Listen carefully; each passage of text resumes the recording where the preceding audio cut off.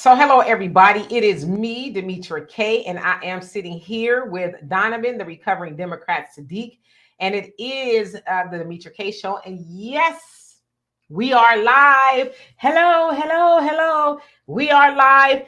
We did not do our podcast earlier because Donovan has some things to do.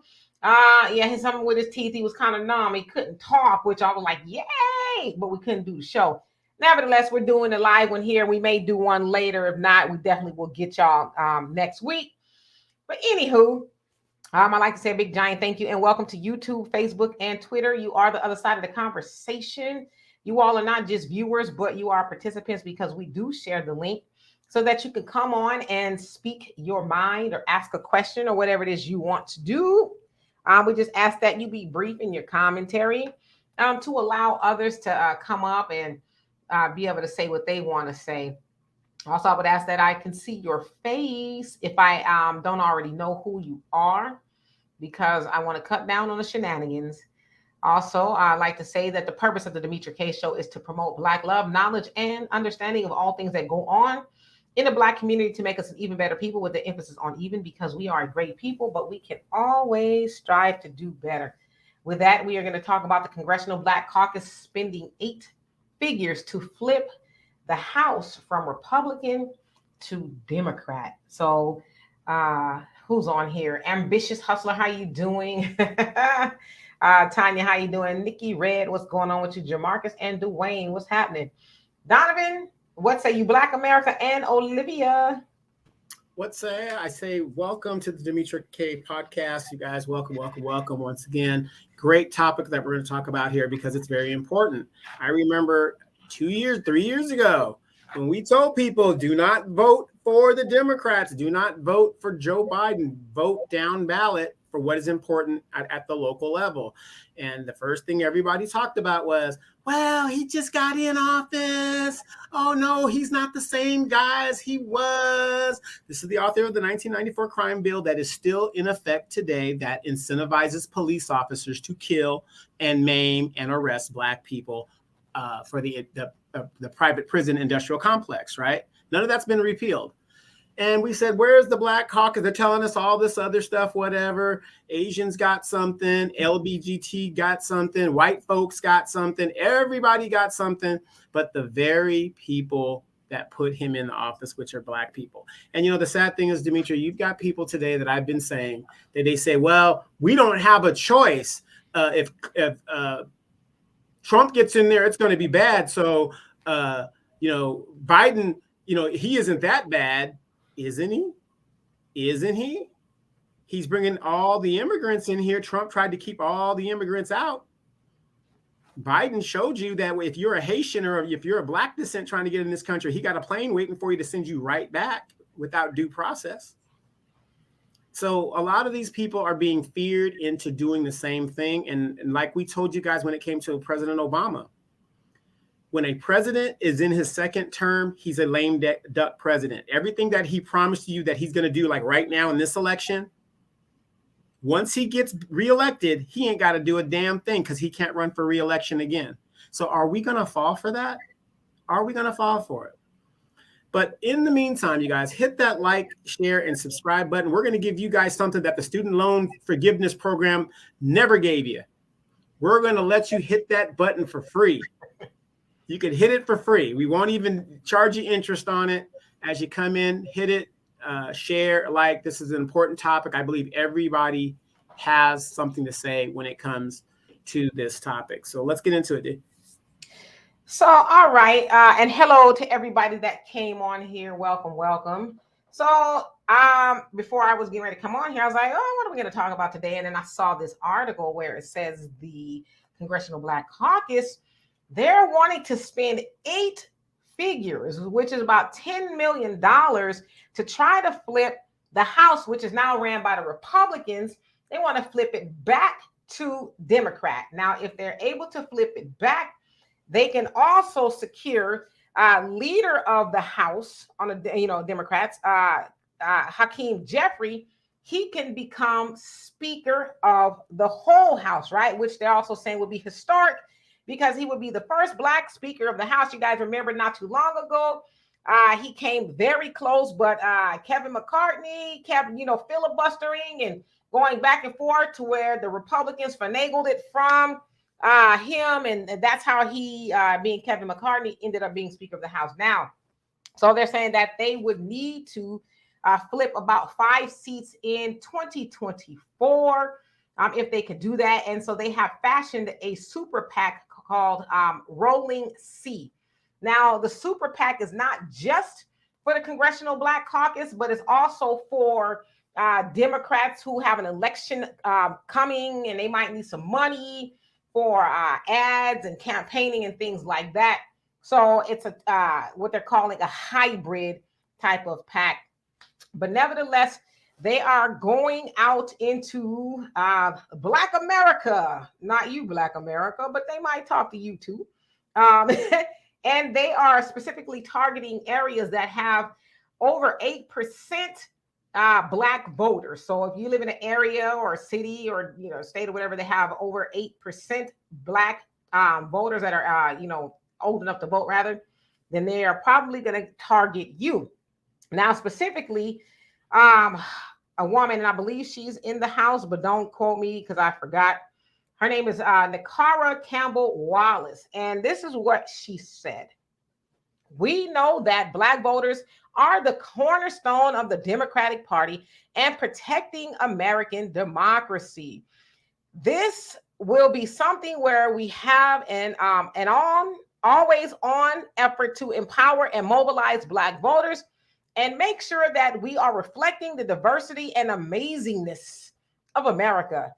We recognize as Democrats that we can do more and support Black voters who have been the cornerstone of our democracy, have turned out in record numbers overwhelmingly. So this is more so a love letter to make sure this is more so a love letter to make sure that they understand that we are here for you. We hear your interests, and we want to make sure that we're really driving that point home. And then later on in that interview, she says, we protect our own and support our own. And it's like, now that's hilarious. So it's a love letter. So they're going to spend $10 million on a love letter to target Black voters to say, hey, big head, how you doing? Listen, the election, the midterms, and the national election will be in 2024. We need your help. Now, it should also be said that Black voters, in regards to the Democrats, the numbers are declining. So it is said that, I think it was, I don't know, it was like a couple years ago, the Democrats had an 86% approval rating from Black people, but now it's like 61% or something like that. So they realize that they have an uphill battle. Now, within that $10 million spending that they're going to do, of course, they're going to give people money for advertising, right? Well, what does that look like? That looks like a Roland Martin. You guys, you need to get out there to the Black voting and Trump and blah, blah, blah. That's him and the Breakfast Club and all of the other, key players, the Divine Nine, the churches, the NAACP, and everybody else you can think of that's going to be, hey, Negroes, we need you again. They're going to get money to do that, right? So be on the lookout for that. And so for this time that we are here, of course, we'll talk about other things, I'm sure.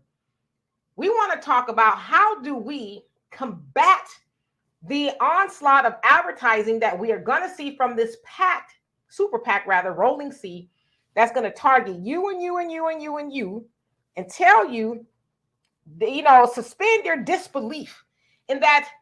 Forget about the Democrats that have not done anything specifically for you as Black people, even though everybody knows that Democrats cannot be where they are without Black people, right?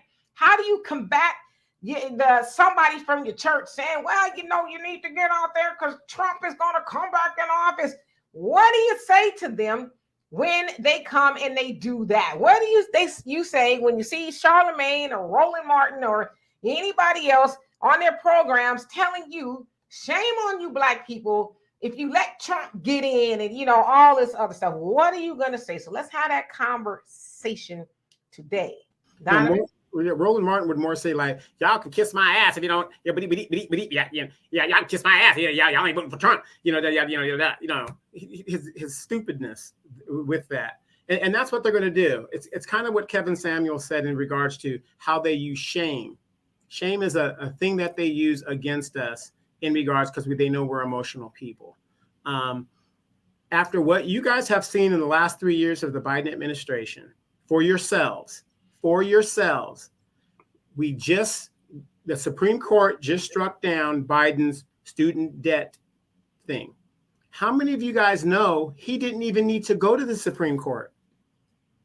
There's nothing that says as by executive action that he cannot wipe away the student debt. He unilaterally has that power to wipe away student debt.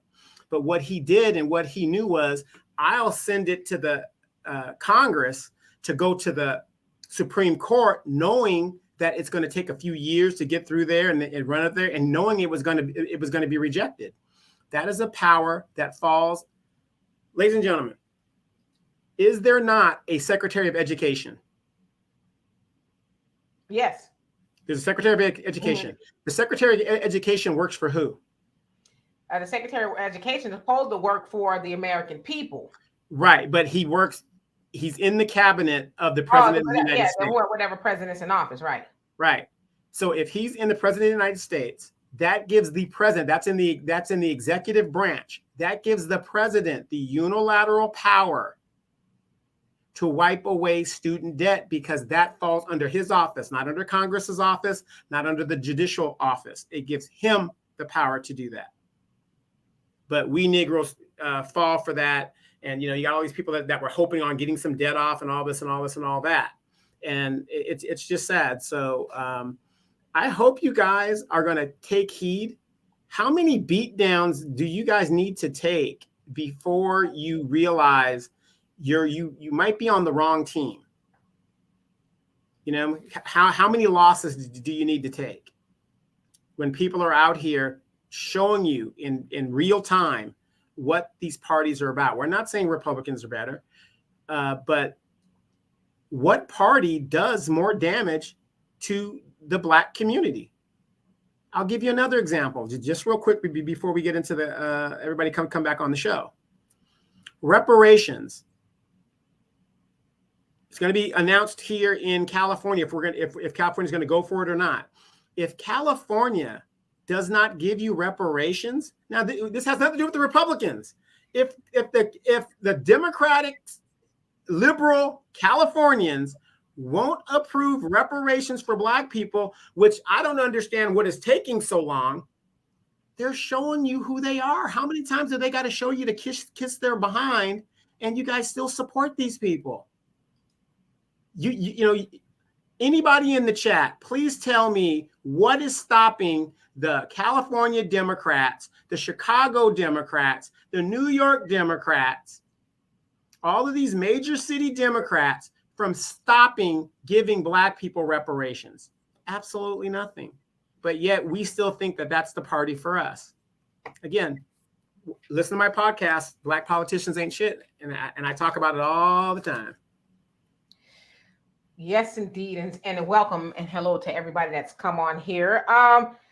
We have, at some point in time, we've got to realize our power as Black people. I know we are constantly reminded that we don't have any power, but we actually do have power, because if we didn't, the Democrats especially, they wouldn't be coming after us. And when I say coming after us, they are targeting us in ads and, in the church. They just sent Kamala, if she hasn't already left, on tour per se to go talk to the NAACP, the Divine Nine, the churches, and other Black organizations, and like one or two Hispanic organizations, but predominantly Black organizations. And as I said, to give them their marching orders to tell them what to say to Black people. For instance, y'all remember when Joe Biden was running in 2020 and he, his campaign was really struggling, and then he went to South Carolina and James Clyburn. They haven't talked. I'm sure he, got the little white envelope some way, somehow. And James Clyburn came out and said, basically, y'all need to go and, vote for Biden in South Carolina, actually put Joe Biden back in the game. And so that's what they're doing. They're sending Kamala, who is said to be the first Black, depending on what day you ask her, right? First Black vice president or whatever. So they're sending her out to talk to Black people and, telling them again, democracy's in danger. Y'all need to remind, your folks that they need to do this. And let's keep it a buck. Joe Biden and Kamala, they have some of the worst polling numbers, or actually favorable or unfavorable numbers in modern day United States history in regards to the president and the vice president. So they know that they're fighting an uphill battle for a whole host of reasons. Kamala, she was there for looks, and not just because, how she looks cosmetically, but just to appease Black people, specifically Black women. Her vice presidency has been an epic fail. Now, I know a lot of people say, well, the vice president really don't do much. Well, the problem with Kamala is they tried to have her do too much. They tried to, because typically vice presidents, I would say, don't do as much as Kamala did, or they tried to have her do, but she dropped the ball and it made her look bad, right? It makes her look unknowledgeable and just a whole host of things. The other thing is this: Joe Biden he's older. I was going to say he's very old, but he's older. He's the oldest president in the United States history and will be even older come next year. So many people are thinking, okay, if something happens to this guy, whether he leaves up out of here, he goes to glory or whatever, or he just cannot finish the job, Kamala is going to be next in line. Now, judging off of Kamala's experience or the lack thereof, that freaks people out. And it has nothing to do with her being Black, Asian, or whatever she claims to be. It has something to do with her not knowing what she's doing. For example, she was asked about to describe AI, and she gave this circular explanation, artificial intelligence, and she was just all over the place with it. She had no idea of what it was, and so she does that kind of stuff a lot. Some people say she rests on pretty, but you can't have somebody resting on pretty at the helm of, what they call the world superpower, which is the United States of America. So.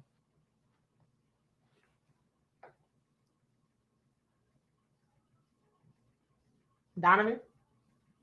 No, I wholeheartedly agree.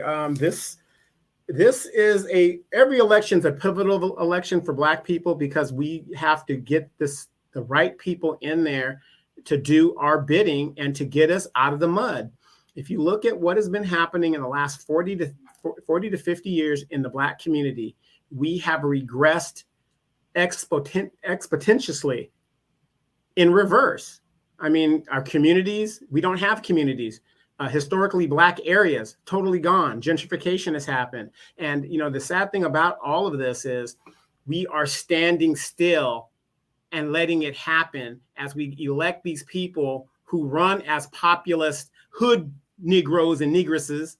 And then they get in there and they turn into Democrats, which is what you see going on in Chicago with Mayor Brown, or that dude in Chicago. They get in there and then it's all about everybody else but Black. And the question is, when are we going to start saving ourselves?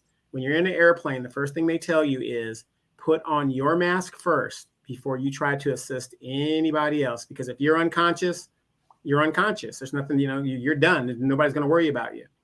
So we got to start looking out for ourselves. And I have a lot of Asian friends that, watch the show. They hate the show, whatever. And I constantly tell them, we got Asian friends that do watch, so like Michael that comes on. Until these people start speaking out and speaking up for what is right, like we do for them on a constant basis, things aren't going to change. But we also got to look at our skin and say, just because, the person has the same, skin as us, doesn't mean that they're for us. This election, if you guys have been paying attention, and Trump gets back in there, and I'm not trying to be the boogeyman. Everybody's saying like Trump is going to really, become a fascist. He's going to restrict things and make everything up under his banner. So all these people, Joyless Reed and all these black bootlegs talking about, oh, how horrible it's going to be if Trump gets back in there, whatever the deal is. Horrible for who? We are already at the bottom. When you're at the bottom, there's no other way to go but up. When Trump was in office, how attacked were black people in general by the United States government? If anything, he was worried on that wall, the Mexicans, and all these illegals. That was his focus when it came to generic people. He wasn't focused on black people because, you know what? We're not a threat. We don't have anything. We don't have any wealth. We don't have any power. We have bootlicks in there ready to lick ass every time he says to do so. So we're not a threat to him. So don't let these people fearmonger you into saving the country. For what? What are you going to get out of it?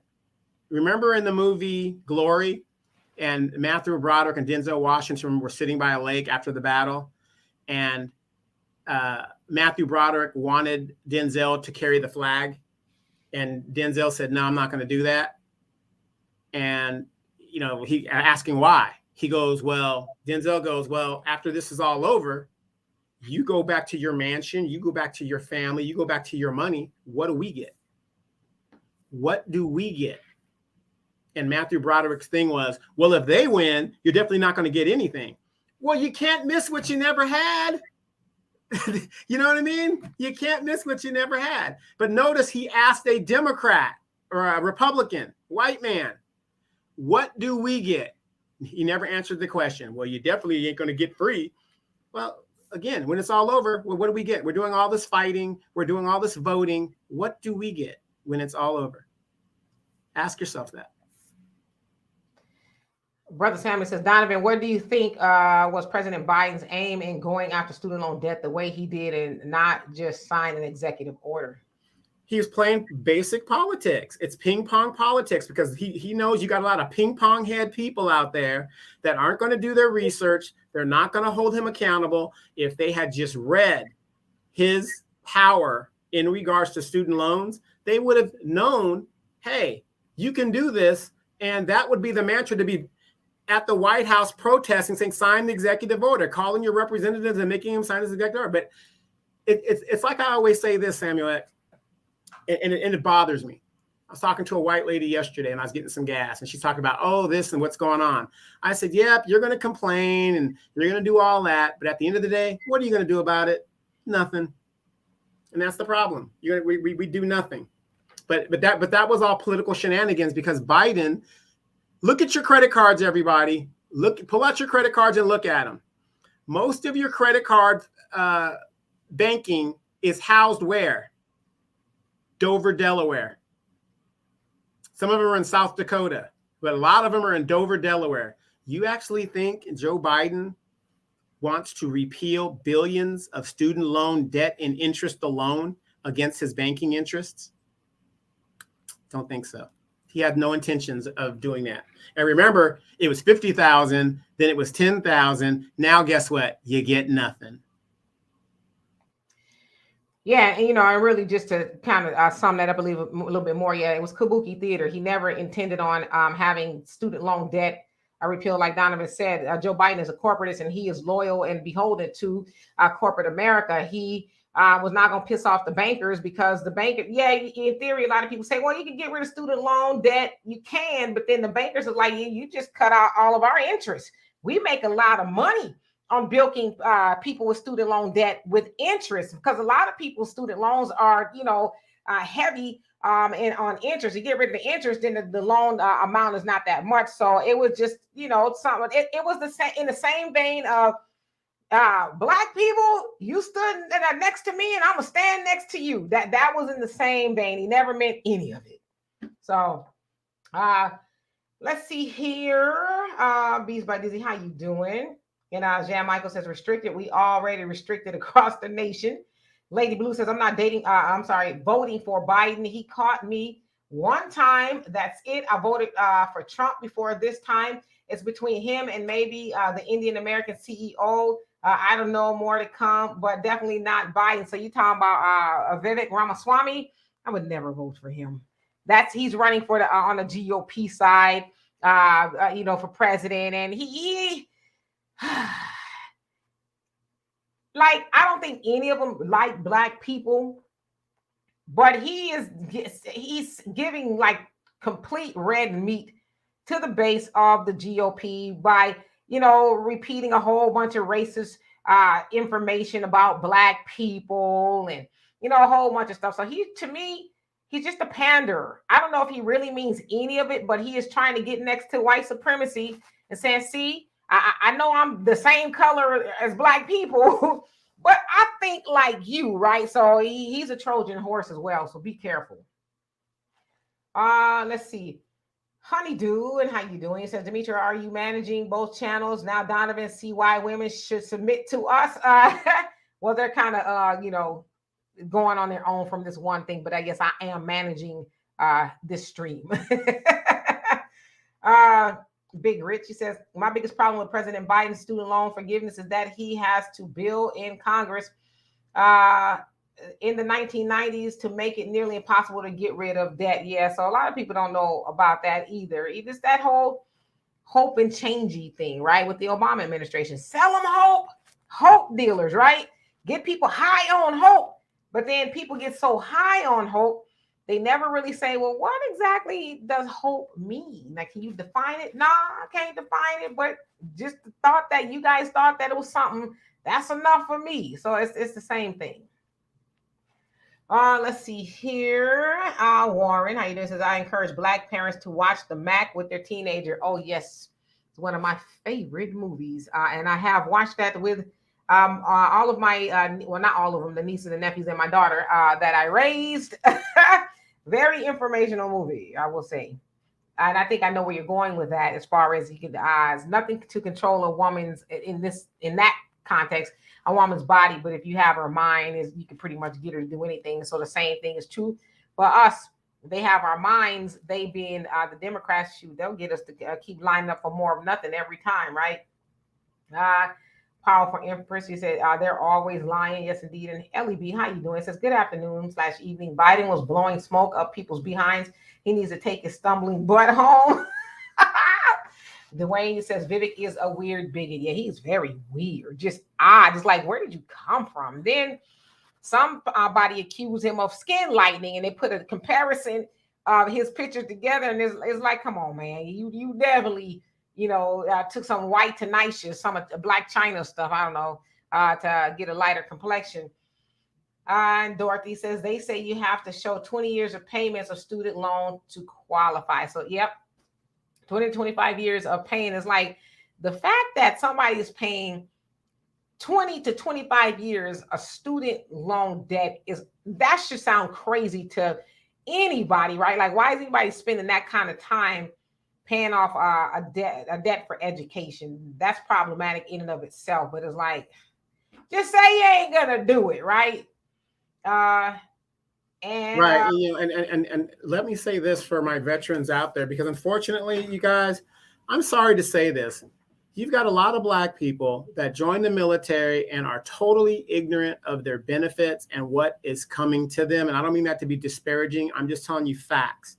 You're so quick to get out of the military, you do not realize some of the benefits that you have. If you got out of the military and you took in some student debt, even after you left the military using your GI Bill, and you have debt, go to your vet rep and say, I have this debt, have your 214, DD 214 with you. Demetria knows what that is because she's a vet herself. And process the paperwork. You will automatically be forgiven debt of your student loans. Yep. I mean, yeah, I hear what you're saying. And yeah, you're in the military, or you've been in the military, you get your loans forgiven, but everybody ain't gonna go to the military, and Go ahead. Everybody's not gonna go to the military for whatever reason. They're not gonna go. And if you're gonna forgive the military or the veterans, you should forgive everybody. I mean, yeah, y'all served the debt to the country, but that doesn't mean just because y'all served the country, going to war and fighting and all that other stuff, that everybody else is insignificant. And we're all American citizens nevertheless. So I get it. yeah, serving in the military is, a good thing for some people, but some people is not. Right. No, I'm not speaking for that. I'm saying because we got I'm speaking to my veterans. A lot of veterans out there who don't know that they might have some debt out there, and they don't want to deal with stuff. Go to your vet rep, and you most likely will get your student loan things forgiven. Military is not for everybody, unfortunately. So. Right, yeah, do what you can. Like you said, if you're a veteran and you already have those benefits, yeah, utilize all the benefits you can. I agree with you. It's stupid to have benefits and you won't even go after them. And you know what, though? I will say this, and Donovan, I'm preaching to the choir. There's a lot of our brothers that have been in the military and they got all those benefits and they too doggone stupid. And yeah, I said stupid with my chest. They too stupid to go try to get the money. They get denied once and they like, oh, I didn't go get. It's like, wow, you're a weenie. You're a weenie. It's like if you don't get it on the first time, it's like, well, I'm just not going to do it. Forget it. It's like, come on, man. Shoot. Had it been me, see, I was taught never to leave no money on the table. I don't care if I get denied once, twice. My mom used to always say, go until you get the last no, right? So, yeah, there's a lot of Black men and women, been in the military or veterans, they're leaving a lot of money on the table just because they're lazy, and they want to take the path of least resistance, and it's like I tell some people who are veterans, you think you special? Probably every veteran that's applied for these benefits got denied the first time, unless it was something that was just super provable or whatever. Most of them got denied the first time, and then they kept fighting, and now they're all right. So I was like, I never understand that mentality. Yeah, a good example. Jay Bubba says, I tried that. They told me I had to be 100% disabled. I'm only 70%. Jay Bubba, put in the chat, what state are you from? Because that does matter as well. And because that's bullcrap. If you were retired honorably, you can get your student loans forgiven. And I'm asking, the reason why I'm asking for your state is you got a lot of veteran state workers that know that this program exists. Come on, you guys, let's wake up here. You don't think that these white supremacists that work in these establishments want to see you get your debt forgiven? This is the episode of Roots, at the end of the Roots, when they won the Civil War and they went into the store and they were like, hey, I want to be served. And Lloyd Bridges was like, oh, look the audacity of these Negroes, blah, blah, blah, blah, blah. And they came up with a plan to a sharecrop. That's where the sharecropping thing came, to keep us on the plantation and stuff. So Jay Bubba, don't take no for an answer. See, you're in Texas, so I don't know who you talk to, but it's obvious that person doesn't know what the hell they're talking about. So what I would recommend for you to do, Jay Bubba, is get your veterans book. There's a pamphlet book that tells you all of your benefits from that state as well as from the federal government. And you should be able to write your student debt off. Now, there's certain student debt that they won't write off. Like if you're doing a doctorate's degree and stuff, they won't write that off. But up until your undergraduate, they will write that off, your initial. So yeah, and then go talk to another a vet rep, and that should. But if you're talking to one of those good old boys, they're gonna make it all sound good. Yeah, brother, we brothers. Yeah, everything good. Girl, this little Negro came in here trying to get them benefits, and look, just like I knew they always would. You tell them no, they just walk away. Demetra will tell you. What happens when these people tell me no, Demetra? You go and get a yes. That's what you're supposed to do. Top notch rocker. How you doing? Says Demetra. How did you miss what Donovan said? I didn't necessarily miss what he said. I was addressing about how he said, and I'm paraphrasing. Some people talk about not going into the military, and this is not a conversation that's new to Donovan or I. So I heard what he said, but thank you very much. Trying to keep me on my toes.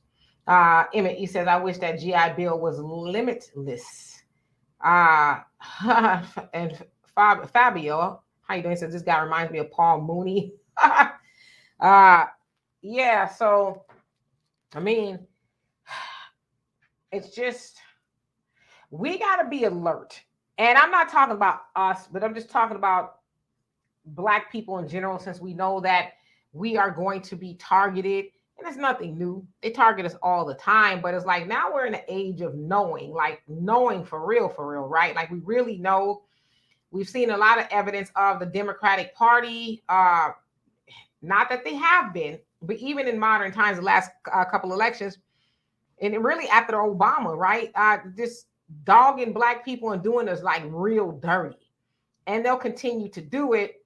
And the unfortunate part is, and now we know that black politicians, they don't go to, they say they're going to Washington to help black people, but we know once they get in there, they help everybody else. But the Congressional Black Caucus, they have the audacity to make it known that they're coming out to try to rally up the black base again. We need them.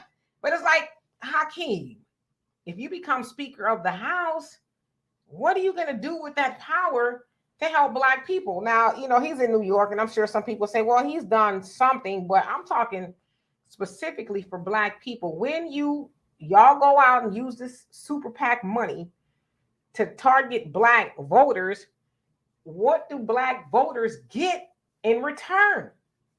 They haven't answered that. They just talk about writing a love letter to black voters, and and it's just a bunch of nothing. Just a bunch of nothing. They've answered no questions. They're just letting people know they're going out there, they're getting boots on the ground, and they are going to target black voters. But in that targeting of black voters, somebody said, I think it was Olivia, if she gets a mailer, are they going to say, hey, black people, how you doing? If you show up to vote, we're going to I ain't talking about no HR 40, this the study of reparations. We're going to get reparations. We're going to do all we can to get there. Are they going to say any of that? They're not going to say any of that. They're just going to say, we need your help. Democracy's in danger.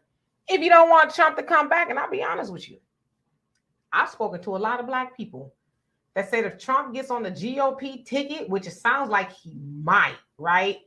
Because he's the front runner, they said they're going to vote for him. And these are people that I've spoken to in the past that were staunch Biden supporters, staunch Democrats. And they have said, I am not voting for the Democrats anymore. I won't make that mistake again. And y'all don't think the Democrats know that? They know that. They've seen the dip. They see the conversation online and everywhere else that black people are just like really, we've been disenfranchised, but now a lot of black people's eyes are really wide open to the treatment that we've been getting. So they know they're in trouble, and I think it's going to be $10 million kind of wasted. Yeah, statistically, they did a analysis of the last election. Black voting actually dropped in the last election overall. Yes, women overwhelmingly voted 98%. Men overwhelmingly voted 97%. But the millennials and the ones that are younger, they didn't completely tank, but they didn't get those things. So it went down, and they based it also on the midterms, when the midterms recently hit 2 years ago. So when they looked at that, come on, when your boy Warnock couldn't beat Herschel Walker, they see the numbers and they're afraid right now. They're afraid. There is our power in holding these people accountable, because they know, come on, you guys, you can't beat Herschel Walker. You had to go to a primary runoff because you couldn't beat Herschel Walker. And we know Herschel Walker suffers from CTE. He couldn't beat him. So yeah, the numbers are going down because people like you guys are opening your eyes and you're sharing the platform and you're hitting that like button, and it's getting out there because people are like, wait a minute. Yeah. The LGBT gets something. Asians got something. The people who illegal migrants are getting something. What are we getting? Homelessness, all this other stuff.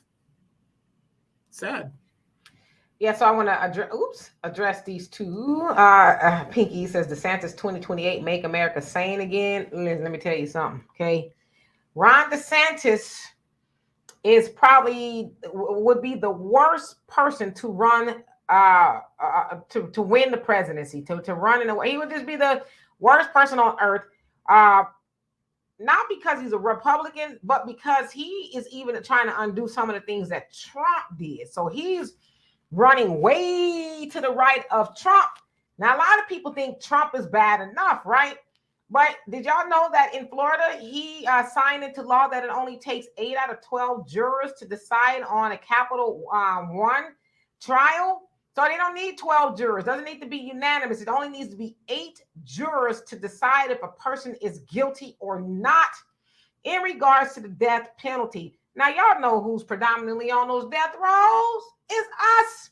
So who is he doing that for? And a whole host of other things. He's trying to repeal the First Step Act. Trump put that in play when he was in office. And that's, to let nonviolent offenders out of prison who have gotten unfair sentences for whatever reason. And a lot of those people have been Black people. DeSantis wants to repeal that.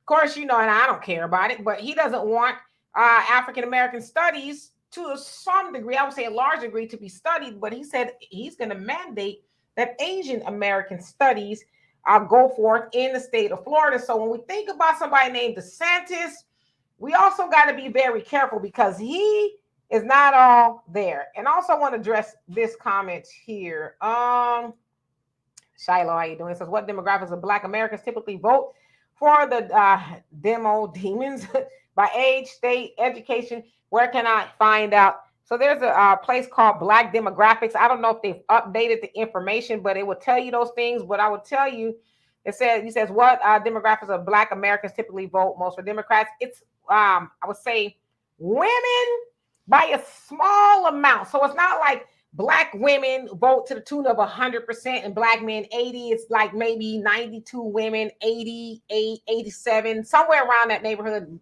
Black men, age-wise, what I understand is typically like the baby boomers and around that age demographic, because in any race, they tend to vote more, right? Because they're a little bit more abreast, so they think they are voting.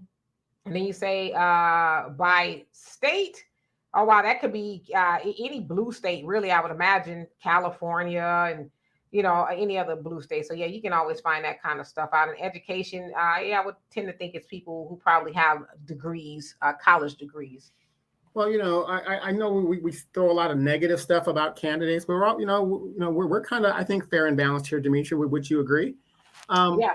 One of the things that I would say that the DeSantis has done that most men would think is very positive. He repealed the Forever Alimony Act. He signed the bill that said that there is no longer in Florida forever alimony. And now you have long-term Republican women switching parties, and you also got to ask yourself, when a person can switch parties so easily, that's very questionable, because if you're a starch Republican and a conservative, how do you go over to a party that is very liberal and whatever goes? You know what I mean? All because, your money's being done. So as a man, I think by him doing that act is making it a little bit more fair, because, we want equity between men and women, right? So I think that's the first step to do that. Now, a lot of women aren't going to like it, but there you go. There's a positive that I think that he did to bring equity into our society. Yeah, I mean, it's cute, and I guess I like it or whatever. However, you know who you sound like? You sound like your Bernie Sanders and your Congressional Black Caucus. Well, I went along with the crime bills of '94 because it said something about protecting women. So that's really why he did it. I know we threw Negroes under the bus to do it. But it was, it was like, what we were going to do? Were we going to just leave women out there? So that's why we agreed. We didn't agree that crack was worse than, or whatever, it was, that wasn't the 94 crime bill, Clinton, because it said it had protections for women. So it's like, that's the kind of stuff we really got to be diligent about and not go for well, he did do this and then negate that. Because I'm going to say this is going to sound real jacked up. And I'm not a DeSantis fan at all. I'll just keep it real with you. But this is where you have to say, do we save some money? If, let's say he tries to implement this stuff on a national level, if he gets in, do we save some money and people not have to pay alimony until somebody gets married or dies? Or do we sacrifice life because he is now making it mandatory on the federal level that only 8 jurors out of 12 need to come up with a guilty or not guilty, especially with the death penalty. So we got to be careful of, well, that looks good. So I'm willing to kind of overlook the other stuff. We got to get knowledgeable about what these people are talking about. Well, let me ask you this though. Okay, since you brought that up, are you for him ending forever alimony? That's just the question. I like the idea, and I mean, I don't pay alimony, and I don't like the idea of somebody having to pay that until somebody gets married or indefinitely. No, I don't agree with that. But you know, it's like saying, take this vitamin that's dipped in cyanide. It's gonna help you on one end, but it's probably gonna kill you on the other. So it's like, what kind of choice is that really? Well, I mean, you know, two things could be true at the same time. So that's one bill, and the other bill that you're talking about is something else as well. So I mean, bringing the equality and helping, because a lot of women don't see it this way, and I know a lot of women are against it and stuff like this. But if a man has to pay forever alimony and he's in his 80s and he's got to pay that bill, and then his health starts failing and all that other stuff, you got to take into account this guy's quality of life as he gets older. So we need a little equity upon that, because women are always talking about equity, and I get it. Now, when it comes to the death penalty and cases and stuff, yeah, that's a totally different subject to where yeah, it should be universal, unanimous decision in a death row case and stuff like that. That's absolutely correct. But my point was, there are some things that he does right, and this is our problem. We always want one party, no matter what. Oh, you just do this party, whatever. We've been voting Democrat 60 plus years blindly and getting not a god dog on thing for it. What we're saying is, you can't say, well, what I'm saying is, you can't say everything the Republicans have on their platform is bad. I'm very pro-life, so I'm for pro-life. You know, I'm very, this, that, I'm pro-family. I'm pro-family. That's just, how I am. Getting married and having the family and doing all that other good stuff. So do the Democrats have some good things? Hold on. Let me think about it. As far as Black people, hold on. Let me think about it. What has the Democratic Party done for me as a Black man in my lifetime? Can't think of one thing. Hello, just me. I mean, I hear what you're saying about the alimony, but you made the assumption that it's just men that pay alimony. It's when you said men. You said well, men. Yeah, because in general, men pay right, it. But yeah, we know it's women too. Right. Yeah. So to say that he is doing something in a way just for men, there's a lot of women that pay alimony as well. So again, no, I said it's equity. He said equity. I said equity.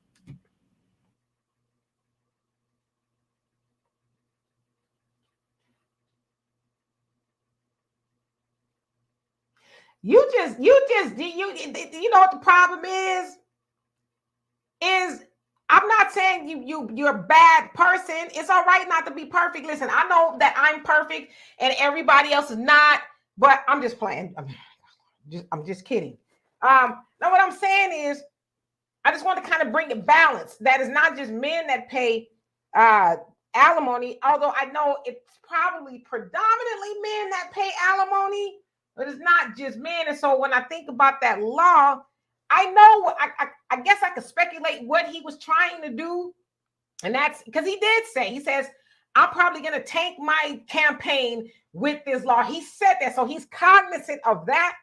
But I think what he is trying to do is sure up the vote, probably predominantly from men from all walks of life. Because what man is not going to want to say, hey, I've been paying Bessie, the alimony for 20 years. And if he, could do this, and then I'll be winning. So he's probably thinking they're thinking like you. Well, I don't like the other stuff he's doing. However, this is going to benefit me. But like you said, it's going to cause, since it's predominantly men, not all men, it's probably going to cause women to say, well, I was going to vote for you, but then now you're taking money out of my pocket. And so I don't want you, on a national level doing that. Now he could do that, I guess, in, passing in Florida because he's the governor or whatever. But yeah, that would be a problem if he tries to pass that on a federal level. Oh yeah, no, I don't.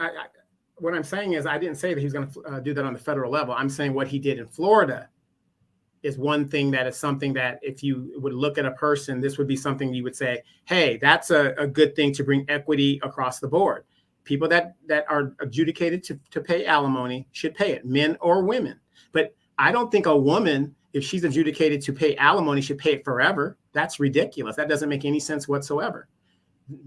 Nor should a man do such. So, but my overall point, Demetra, was we got to stop in the Black community just giving 100% of our damn vote to one party that doesn't do a damn thing for us.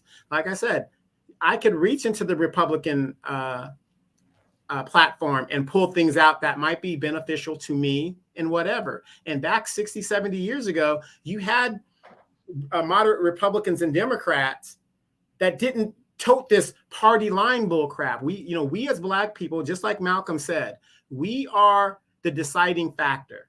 If we would just put our things like this, like Ice Cube has been saying, and say, hey, we're going to talk to both sides. Whoever's going to give us the best deal, that's who we should go with. That's what we should be doing. We shouldn't be just universal. I'm a Democrat. Like I said, I'm a recovering Democrat because I figured this out a long time ago.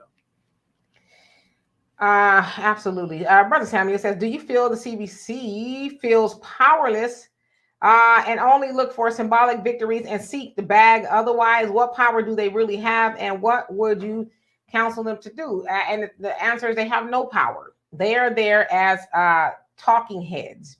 They are there, partially because we as Black people and other people that live in their districts help get them in office, and they've, of course, said they were going to do things, bring home the bacon. And, Maxine Waters, when she was in her prime and she was running, she told the lie that she was going to Washington to get reparations, and she ain't really talked about it since.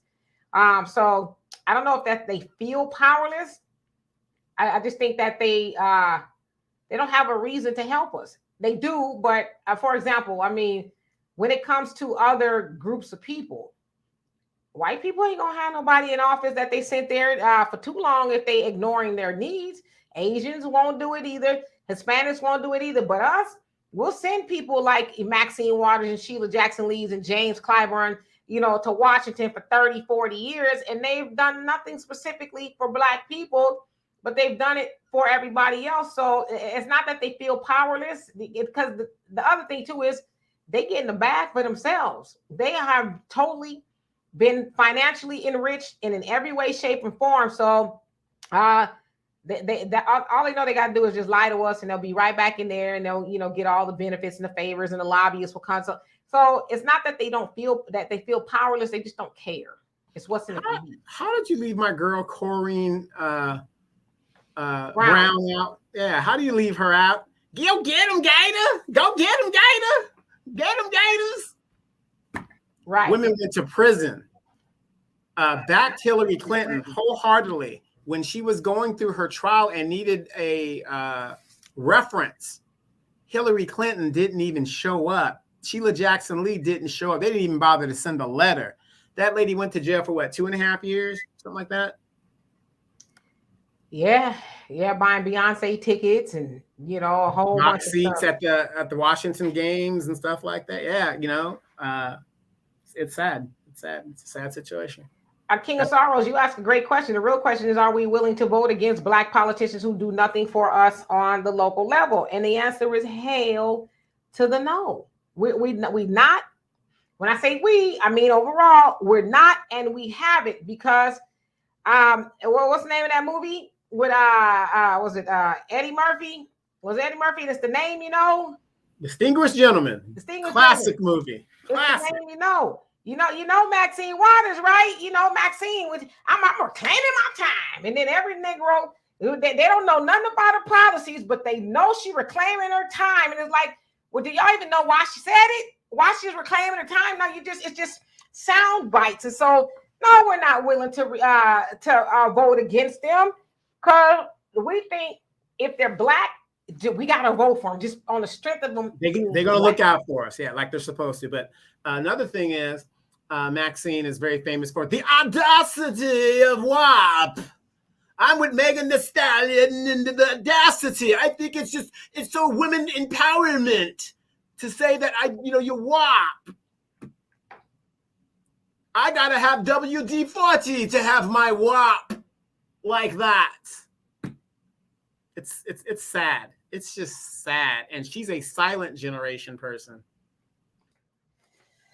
Hello, Michael. And I see some of you gentlemen taking exception to me saying that is not just men that pay alimony. If it's 20%, if it's 5%, if it's 2%, it's not absolute, and that is all men. And so what I need you gentlemen to do, can't tell you what to do, but it's come up out of your emotions, brother, and think logically, right? Think logically. Stop getting so, as Monique say, tender. Stop getting tender. Come up out your feelings. That's what's wrong with us as Black people too. We so emotional. I just feel, I'm feeling a certain type of way. Well, what you said is, I said what I said. It's not all men that pay alimony. And I wanted to make sure that that was known, and that is not at all and no women paying alimony. There's a lot of women paying alimony. You know, I conceded that it was predominantly men. However, there are women too. So, yeah.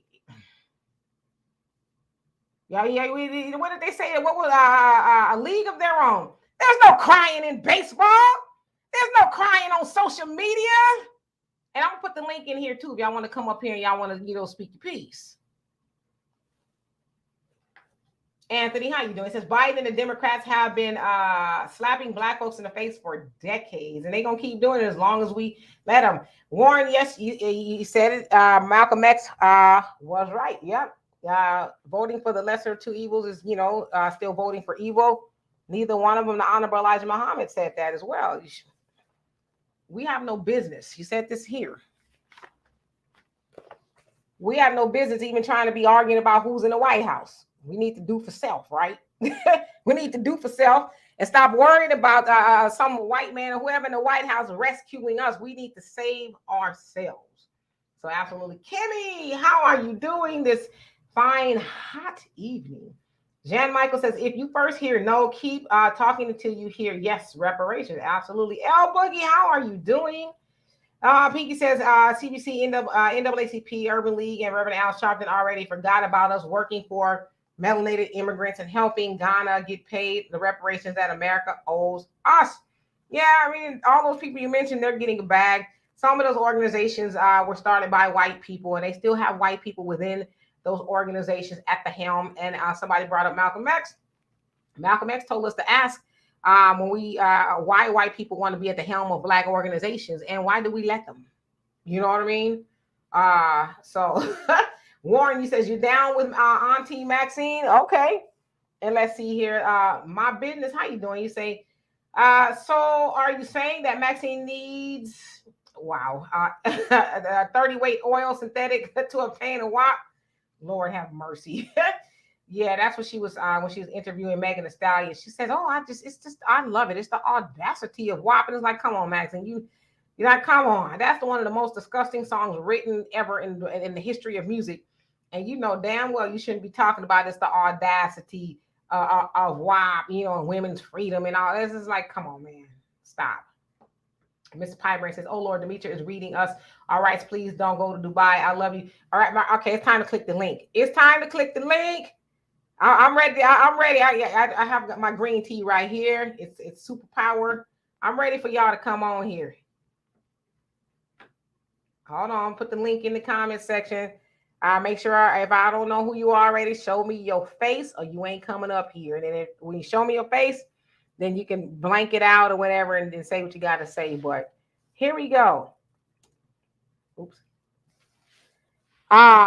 And let's see, DJ PD, if I didn't already, how you doing? It says, if these Black politicians are not going to do anything for the community then why keep running for re-election? Quit wasting our time. Go the hell away. Well, come on now. You know why they waste our time? Because they know we gonna listen to, the old talking heads, the gatekeepers, Y'all got if you don't vote, you can't complain. Or you know, the ancestors, they died for your right to vote. And then, you know, if you don't do it, you just, how dare you just let it. First of all, we didn't do nothing to the ancestors, okay? Put the blame where the blame was due. Second of all, the ancestors did not die for the voters. Dr. Claude Anderson say they were murdered. Also, the ancestors did not die for us to go in there and just check off the box. They died for us to move the ball, and we have not moved the ball since the 1960s, since the ancestors did. Whether we like what they did or not, at least they did something. But for people to try to hold you hostage emotionally by telling you you didn't vote for that, it's against the, you know, our ancestors and all that other stuff. Get out of here with all that. Michael, I'm gonna bring you up. What's on your mind briefly? Yes, how you guys how you guys doing today? We're doing fabulous. How about yourself? Not bad myself. So yeah, I just mentioned, yes, to answer Donovan's question, how do the Democrats were able to capture majority black votes, even though the number of black people voting for Democrats is dipping? It's because a lot of the corporate Democrats use fear tactics, and this is something that the Republicans could learn from Democrats if Republicans want to gain, you know, the support among black voters. Like always study always study your enemies like strengths and limitations, and turn those limitations into strengths, and emphasize, like I said, emphasize entrepreneurship, etc. And I just want to make this quick. Dr. Cornel West, want to give you an update. So he did talk about reparations on the Karen Hunter show, if you guys are very familiar. You said, yeah, Karen Hunter, Yeah, so Dr. Cornel West did talk about reparations, but I'm not sure if he talks about like what forms of what forms of reparations look like moving forward. And I feel like Dr. Cornel West, if he wants to capture more black voters going into the 2024 presidential race, I think he'll be wise to go in depth that yes, reparations are needed for Black American descendants of slavery, but he needs to also address like what forms it should take. And I think if I were him, he needs to like say yes, I need to give, if I really want my brothers and sisters to succeed in this country, who built this country from bottom to top involuntarily, he needs to say yes, we need to give our cash paying reparations to Black American descendants of slavery immediately once I become president of the United States, if he does win. So, and hello, Anita and Pam is jamming. How you doing? Well, I would say this about and Sean, how you doing? Dr. Cornel West. Dr. Cornel West, I mean, if you aren't really serious about the results of the election, he's a good protest vote. But Dr. Cornel West did say that he is also running to be a voice for his white brothers and sisters that Trump disenfranchised. He said that. So it's like, I don't know how necessarily if he is for black people all like that. Because when I heard him say that, I was like, hey, you know, you said that you were running to represent the white brothers and sisters that Trump forgot about. It's like, okay, who sent you, Negro? Who sent you? So yeah, his whole platform is an everybody platform type situation. Well, yeah, and you know, he was a Bernie Sanders supporter, staunch one, right? And you know, he supported Bernie Sanders, even though Bernie Sanders says that he does not believe in reparations for black people, even though he was sitting in Congress when Biden and Obama gave the Jewish community reparations. So, you know, Dr. Cornel West is a smart individual. So I just fail to believe that he is not well abreast of the reparations for black people. So that's what I'm saying about when we hear about candidates, we got to know both sides. But I've always said, yeah, I think, you know, Cornel West will be a good protest vote because he's not going to win. And that's a good way to say, hey, you know what, Democrats or Republicans, I'm sticking it to both of y'all and I'm just throwing my vote away. Yeah. And then if you look at most of our intellectuals in the black community, for 30 or 40 years, they've been silent. They've been telling us to go over here. These are supposed to be the talented 10th people. These are supposed to be the people that are intelligent. But they're telling us, oh, Bill Clinton, he's going to be the one. Oh, my gosh, Bill Clinton. Oh, John Kerry. Oh, we got to do this. And every time it's this fault, it's that fault. These are supposed to be the people that are supposed to be the intellectuals that are supposed to know politics or whatever they're supposed to know and lead us, you know, to greatness. And they've been wrong. They've been wrong for over 60 years. while they go get their jobs, they go get their pundit seats, while they go sit at MSNBC, Melissa Harris Perry, PhD, and then when they use them up, they throw them out. I mean, it's the same game. And, you know, at the end of the day, when it's obvious that he's not going to win, he's going to tell you guys, vote for Biden. You know, yeah, this is that. He may be not popular, but I'm going to support Biden because, and that's what's going to happen. And I predict that. Absolutely. So, Brother Michael, you got anything else to add? Yes, I do. Yes, there are a lot of things I want to add, and also there's actually another third-party candidate who's running on reparations, and yes, she does. Yes, her platform's on everybody, but she also includes a Black agenda. It's reparations. Her name is, I'm trying to remember. Marianne Williamson. No, not Marianne Williamson. It's another. It's on the Sabi Sasso last week. Really? I'm trying to remember. It's been, I think, I'm trying to remember. She has a lot of platforms, really does, and it's very, very specific. And she goes on. If I remember the name, top of my head, I'll definitely let you know. But anyway, she's a third-party candidate. Independent. Let me say this: independent, running for office 2024, and saying that Black people built this country from bottom to top. That reparations need to be paid out in cash payment, and the amount she proposed, like $192,000 per Black American descendant of slavery. So that number is way too low. It needs to be higher. It has to be at least, $800,000. It's a good starting. We'll take it if it's the starting payment. We'll take the starting payment, but we need more. Yeah. Right. And then the issue, and then one of the audience asked her, "Do you support giving land in addition to cash payment reparations?" And her response was, "Indigenous people deserve their land." And I was thinking about Black Americans since slavery built this country up. They were working on a cotton field. They also get land in addition to cash payment reparations. And this third-party candidate, she was very feisty in her response. But I'll let you guys watch the clip to get an idea or context. All right. Well, if you think of her name, put it in the comment section. But I'm gonna let you go so that Mr. Pirate Brain can get this work. All right, Michael. Please come back and see us again. Thank you. All right. Bye-bye.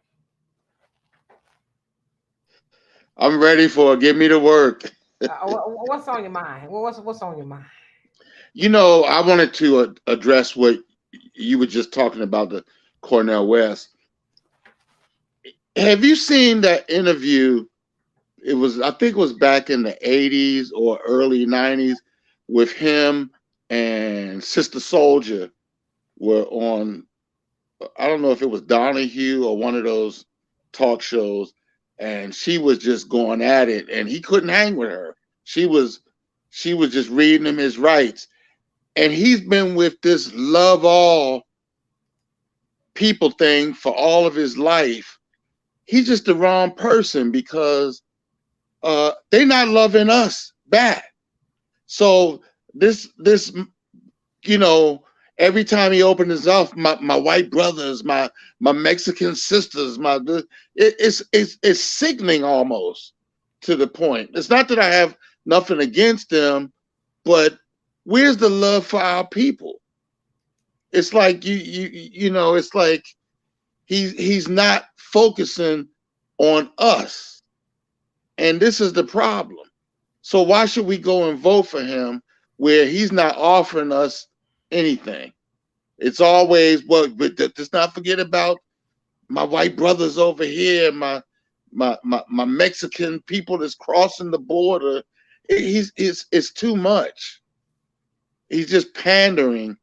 And if we vote for him, he's going to do just what you said, Dimitri.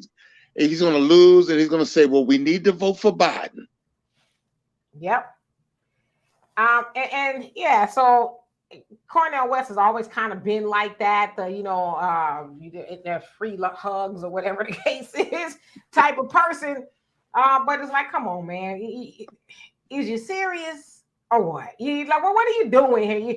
You're too old to be playing games at this point. And so he is for the people that are not politically mature, but feel like, okay, well, I probably shouldn't vote for Biden because, he hasn't really done nothing for Black people. But I know I ain't going to vote for Trump. Now, especially coming up in the 90s, Dr. Cornel West was everywhere, right? He was kind of considered Black intellectual royalty during those times, along with I just slipped my mind. Your Michael Eric Dysons, and they were all there with the contract, the Covenant, Covenant. I think it was Tavis Smiley's whole little thing. So he was kind of looked at it that way. But then when you look at him with a new set of eyes, it's like Dr. Cornel West is talking Black, but he ain't all the way walking Black. So we just got to be cognizant of that. But on to other things, Mr. Piper Brand. I ain't forgot about what you said in the comment section. Oh, yeah. Oh, you were reading us our rights. Yeah, but no. Here's the thing. You're right about there's women that are paying alimony too, but the problem is most women will not marry down. Men, if I meet a beautiful woman at the drive-thru at McDonald's, I'm gonna shout her out, and if she treat me right, yeah, we can take this all the way to marriage. A woman will not meet a guy at McDonald's, no matter how handsome he is or how nice he is, and will not marry him. Most women marry men that are making more money than them. Not all, but most will not. So most women will wind up not paying alimony. And I'll even go so far as to say the only time I see women paying alimony is when they marry a white man, because they'll marry a white man that ain't making as much money as them. But Black men, very few will they marry. And take what's the woman that played on Criminal Minds and was on one of those talk shows? She married a white guy, and Garcelle Beauvais or whatever. She was on the Jamie Foxx show as well. Is that the one you're talking about? No, she's on Criminal Minds, and she I forget her name. She was on one of those talk shows. She got divorced from her husband, wound up having to pay him alimony. That's what I'm talking about. I want to say, did she play Fancy on the Jamie Foxx show? And wasn't she also on one of those housewife shows or something like that? She might have been. She was the only one that was on Friends. The only Black person that was on Friends. You're talking about the comedian. She was a comedian, and yes. Oh, I know who you're talking about. Yeah, she was the only one on Friends. The only Black person. Aisha. Yeah. Yes. Her. Yeah. And I mean, that's just one example.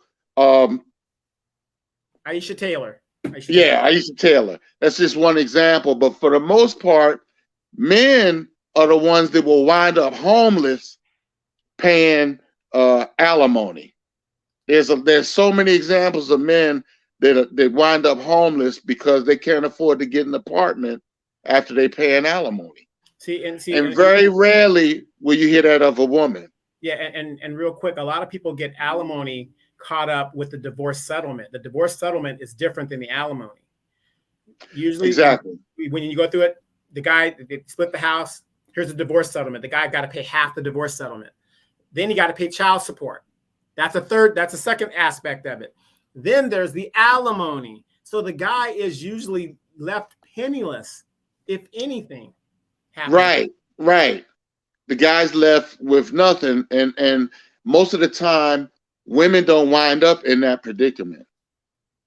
And that's the thing that's so bad about the alimony, and why so many men are just kind of fed up with it, because it's not fair that you can't live after the divorce. That's an unfair situation. It shouldn't be where you just can't survive after it, and that's unfair. They don't look. They don't care about what's unfair. It's all about getting that money in the bag, because there's even been legislation that they've been trying to pull in some of these local state houses, to where you literally have to have a legitimate reason to get divorce. You just can't say, 3 years I'm out. I don't follow this young lady. Her name was Grande. She just Ariana Grande. Yeah, she just married this guy during the pandemic or something because, you're in the pandemic. Yes, yeah. Company. Now, all of a sudden, she's like, oh, I don't want to be in this no more. But wait. She has an ironclad prenup. But when a man has an ironclad prenup, it could be challenged. Like in Tyrese's case, it's just, what's going on here? Yeah, it's not fair. And I just think that they need to stop with it. It needs to go back a few decades. Well, you know what? Ever since Kramer versus Kramer, that's when this all started. Where, well, I'm just tired. I don't like the marriage anymore. It's unfair. If you're not getting beat up, you shouldn't be able to get divorced. It should have to be to the point where let's say you just get tired of the marriage, you want out. Okay, you are free to be set free. But as far as support, no, you shouldn't get that because you're wanting out for no apparent reason. Right. And I think that would be fair. And here's another thing. It's gotten to the point where it's destroying our society because men are not wanting to get married. They're saying, nope, this is a bad deal for me. I'm not going to do it. And now it's even getting to the point where men don't even want to have children. So the society can't stand if you can't have a family unit because it all starts with that. I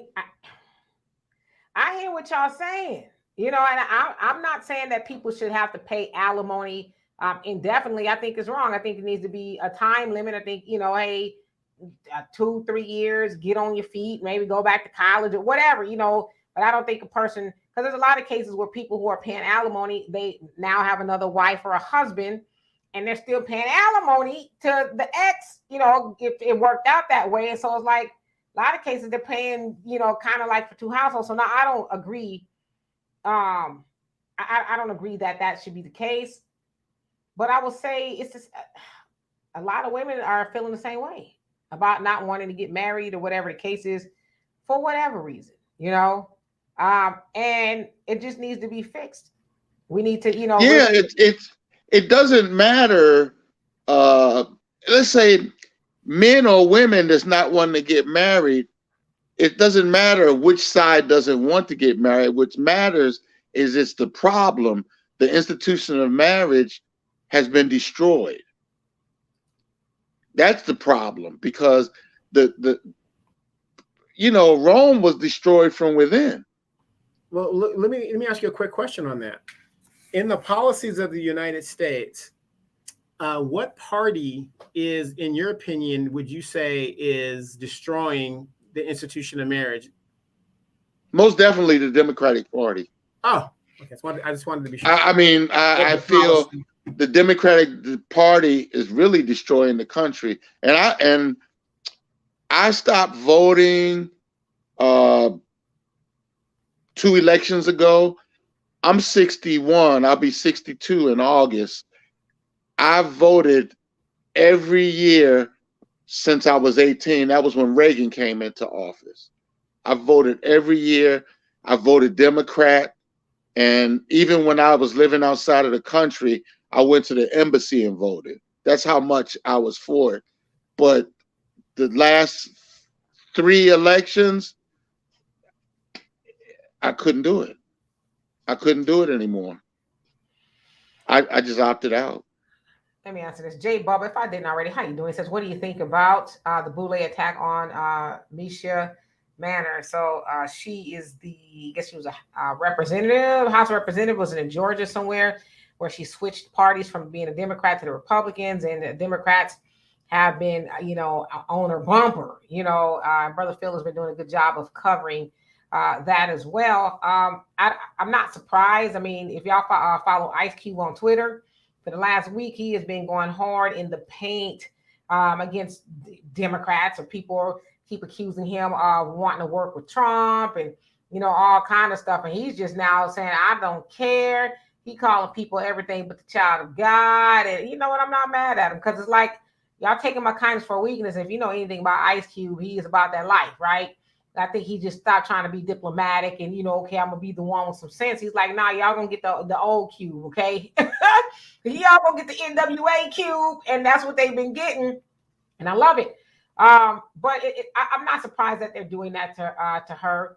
And it's probably a lot of white Democrats that are doing that to her, as long as she was there for the Democrats to do the bidding, because they know most black politicians, they don't go to help black people. They go help everybody else. And, now they feel like she's going to help the Republicans. And not only that, she's like telling black people, hey, re-examine your relationship with the Democrats. Should you really be aligned to that party? So, they're not doing anything for us. So maybe you should think about making an exodus as well. So I'm not mad at her. Right. And, a lot of people don't understand what she was upset about in regards.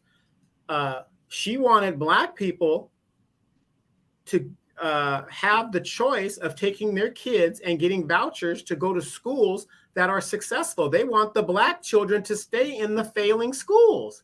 This is the Democratic Party saying, no, you stay right there. No, y'all good right there. But you're letting the other kids, the Republicans are like, well, if the school is failing, I want my kid to have excellence. Here's a voucher, you go over here. But they don't want, I mean, and if you really look at the madness in our psyche, in our community, we are fighting to have our kids stay in failing schools because we don't know all of the facts. The lady was like, look, I'm here for my people to do better, to represent them, to do better. That's what we want. Then she does it and they attack her for trying to look out for all of these people's children. It's just ridiculous. And I applauded her when she went to the Republican Party. And notice that they welcomed her with open arms. They're like, yes, come on over, blah, blah, blah. If we could agree on this, no problem. We might not agree on any of it. And this is what some of the Republicans said. We might not agree on anything else. But as a mother and a family-oriented person, you want your kids to go to a better school. Why shouldn't black people, if you had an opportunity to go to Harvard, to send your children to Harvard, why wouldn't you do it? To Princeton, to HBCU, if you could do that on a tax voucher, why wouldn't you do that? No, they want our kids to stay in these failing schools so that we can complete the cycle of stupidity that's within our community. Yeah. And it's plantation mentality. Oh, you got off the plantation. Well, we're going to punish you. We're going to chop off your foot, or whatever, because you don't want to be here no more. It's like, well, we living in this democracy. So y'all say that y'all trying to protect. I mean, shouldn't I be able to have a say so in what party I go serve? I mean, do I have to be a Democrat for life? Like, what are we doing here? And Brother Samuel says, we want to remind everybody, it's cheaper to keep her. I'm just putting that out there, when Ice Cube went to, I think it was Fox Soul or whatever, and he was with the Vivica Fox and the other women that were on the panel. And the first thing they said when he talked about his contract with Black America, which I didn't agree with everything in the contract. It was too, I'm a musician, okay? And it was too weighted towards the entertainment sector. So I didn't agree with everything. But what really bothered me was when those ladies said, and what about black women? And I'm like, well, you're black, aren't you? Why are you doing that? You went out. Well, one of the reasons that they're doing that is women, especially feminism, has now mutated to where black women think that they're their own group now. Yeah. Did you see what I'm saying? I mean, they've mutated into that to where, well, we're not with black men. We're our own separate thing because we're successful. We're this, we're that, whatever they want to believe, delusional, whatever they want to believe, they think that they're a separate group. So they should have separate, things to it. That's all that came out to, because like you said, if you're black and you're a black woman, it applies to you too. Well, that's how I felt, but But let me make a clarification here. When you say black women, let's be specific. It ain't all black women that feel that way. And I saw the interview with Ice Cube and the queens of Fox cocktails or whatever the hell they call themselves. And I just thought it was absolutely outrageous.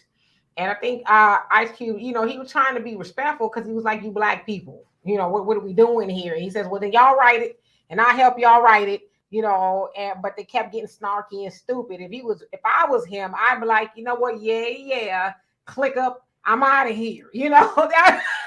I'm like, I'm not going to entertain y'all foolishness. Like, what did y'all bring me on here for, to try to make it seem like I'm a bad guy because I didn't specifically say women? Now, I did read Contract of Black America, and he mentioned some entertainment stuff, but it wasn't heavy on the entertainment. I think it was well-rounded. He covered, everything from education, the housing, the money, and, and a whole host of things. So I didn't see it as being heavy on the entertainment. I think it probably stood out because he did mention the entertainment aspect. I think it was like owning your masters and having a little bit more say-so in the industry and things like that. But I that may be just my interpretation. I didn't see it as it was like, well, this is for my homies, because you got to look at the entity of Ice Cube. Ice Cube was worth a lot of money. And Ice Cube said, like, yeah, I didn't have to do this for me. He says, but I was doing this for one, for my people, and to secure a legacy for my grandchildren, and so on and so forth. And it's not right what has been happening with black people. Like, we need stuff, right? So Ice Cube was going to be all right. So I didn't see that as like a personal grab for him and his. I wasn't criticizing it because of that, because like I said, I'm a musician, so I wasn't criticizing. It's just that when he was saying it on TV, that was what shined a lot. And, all of us aren't musicians, but I don't think that it was, I thought it was good. And I thought it was unfair that these ladies attacked him on that television show. Yeah, real quick, yesterday we were talking about the young lady that is being held in Dubai in regards to yelling and things like that, which is it's still a pretty up there topic. We have a friend in the chat. I don't know if she left or not, but Miss Anita, she went over to Ghana and she got her dual citizenship there. And I wanted to ask her a question, Miss Anita, if you're still on the chat. When you were over there, as you know, it's Ghana. The rules are a little bit different than you did here. How did you navigate in dealing with the different culture there? So you said she's in the chat. Also, yeah. I kind of want to talk about something that I've seen too, and maybe you guys have seen it as well. Carly Russell, the young lady that went missing last week. She said she saw the baby on the freeway, and then she stopped, and I guess she was kidnapped or something. And a car was running. They found her, belongings and stuff. And 48 hours later, she appeared at her house. They said she walked from wherever and went home. But there's a lot of conversation about whether she was telling the truth or not. I've seen a lot of people liken her to Jussie Smollett. He lied, said he was a Trump attacked by Trump supporters or whatever. And so some people are saying they don't believe her story. They believe she's lying because whatever happened to the baby, people are more concerned about her than the whereabouts of this baby that she says she saw. Of course, people, I guess, are going off of the footage that they saw on the freeway where they did see her slow down, but there was no, I guess, from what they could tell, image of a baby anywhere. So a lot of people seem like they've kind of turned on her, calling her a liar. Now, I want to say this. I don't know if she's lying or not lying. I'm just, right now I could take her at her word. She, kidnapped and the kidnappers are still out there. But I guess what I want to know specifically is how do we get to a point to where we're, oh my God, let's find her. Hope she's found okay. Hope she's safe. And then when she's found, it's like, well, we don't believe you was kidnapped. Some people said they think the boyfriend had something to do with it. He had to write a statement saying, listen, I have nothing to do with it, or whatever. So how do we get there? I think she should have come out and explained exactly what happened. I mean, we were left to our own devices to discuss what happened. So of course we're going to be like, well, you didn't, you told us everything before it happened. Now that you walk back home, where did you walk from? What did he look like, or they look like? What happened to the baby? No, we don't get any of that. So of course they're going to think that she's lying. But let me ask you this. Now we're gonna do a stretch, and we're gonna do a little bit of stretching. Why do we feel that we are? And I guess I kind of get where you're going with it, because a lot of people shared, "Hey, find her," and it was really invested into what's going on with her. But why do we feel that we are owed an explanation, especially if something really graphic happened to her, which maybe kind of sounds like maybe it did, because they said she was hospitalized and her parents said that she was in bad shape when she got home. So I'm just playing devil's advocate. I'm just asking, why do we feel like we need to know everything that happened with her? Oh, I didn't know that she was hospitalized. I didn't hear that part. So you have a point. I mean, if she was something terrible happened to her, we're not owed that whole scenario. But I get where you're going, though. I get where you're going. It's like, okay, well, y'all gonna give us a little bit, because the parents did do an interview, NBC or something, and they basically they didn't say much. They just said that I guess Carly has heard the I guess the backlash online that about maybe she's lying and this, that, and the other. And the mom says, well, the kidnapper, which they were asked, is the kidnapper still out there? And they said, oh yeah, of course, or something like that. So I think a lot of people's like, you know what I mean? And then some other people took exception to, like, well, your daughter was just, kidnapped. And I'm just telling y'all what I heard. I'm not saying these are my personal opinions. She was just kidnapped. How do you find the scrimp? Yes, I said scrimp. To get on the news and talk about it. You know what I mean? Because some people are saying if it was my daughter or whatever, I wouldn't want to talk to nobody. I'll be wanting to make sure that my daughter was good and this, that, and the other. So why are you doing an interview? And Kimmy, you raised a good question. I wonder how nobody else saw a kid. There was a whole lot of traffic, and you're right. There was a lot of traffic. All women need to be believed. Y'all just don't understand how women have to do what we got to do. Because wait. But wait, hold on. I get where you're going. You being funny, and it's on the surface, it's funny, but I don't want to necessarily joke about it too much, because there's a strong possibility that she's telling the truth, right?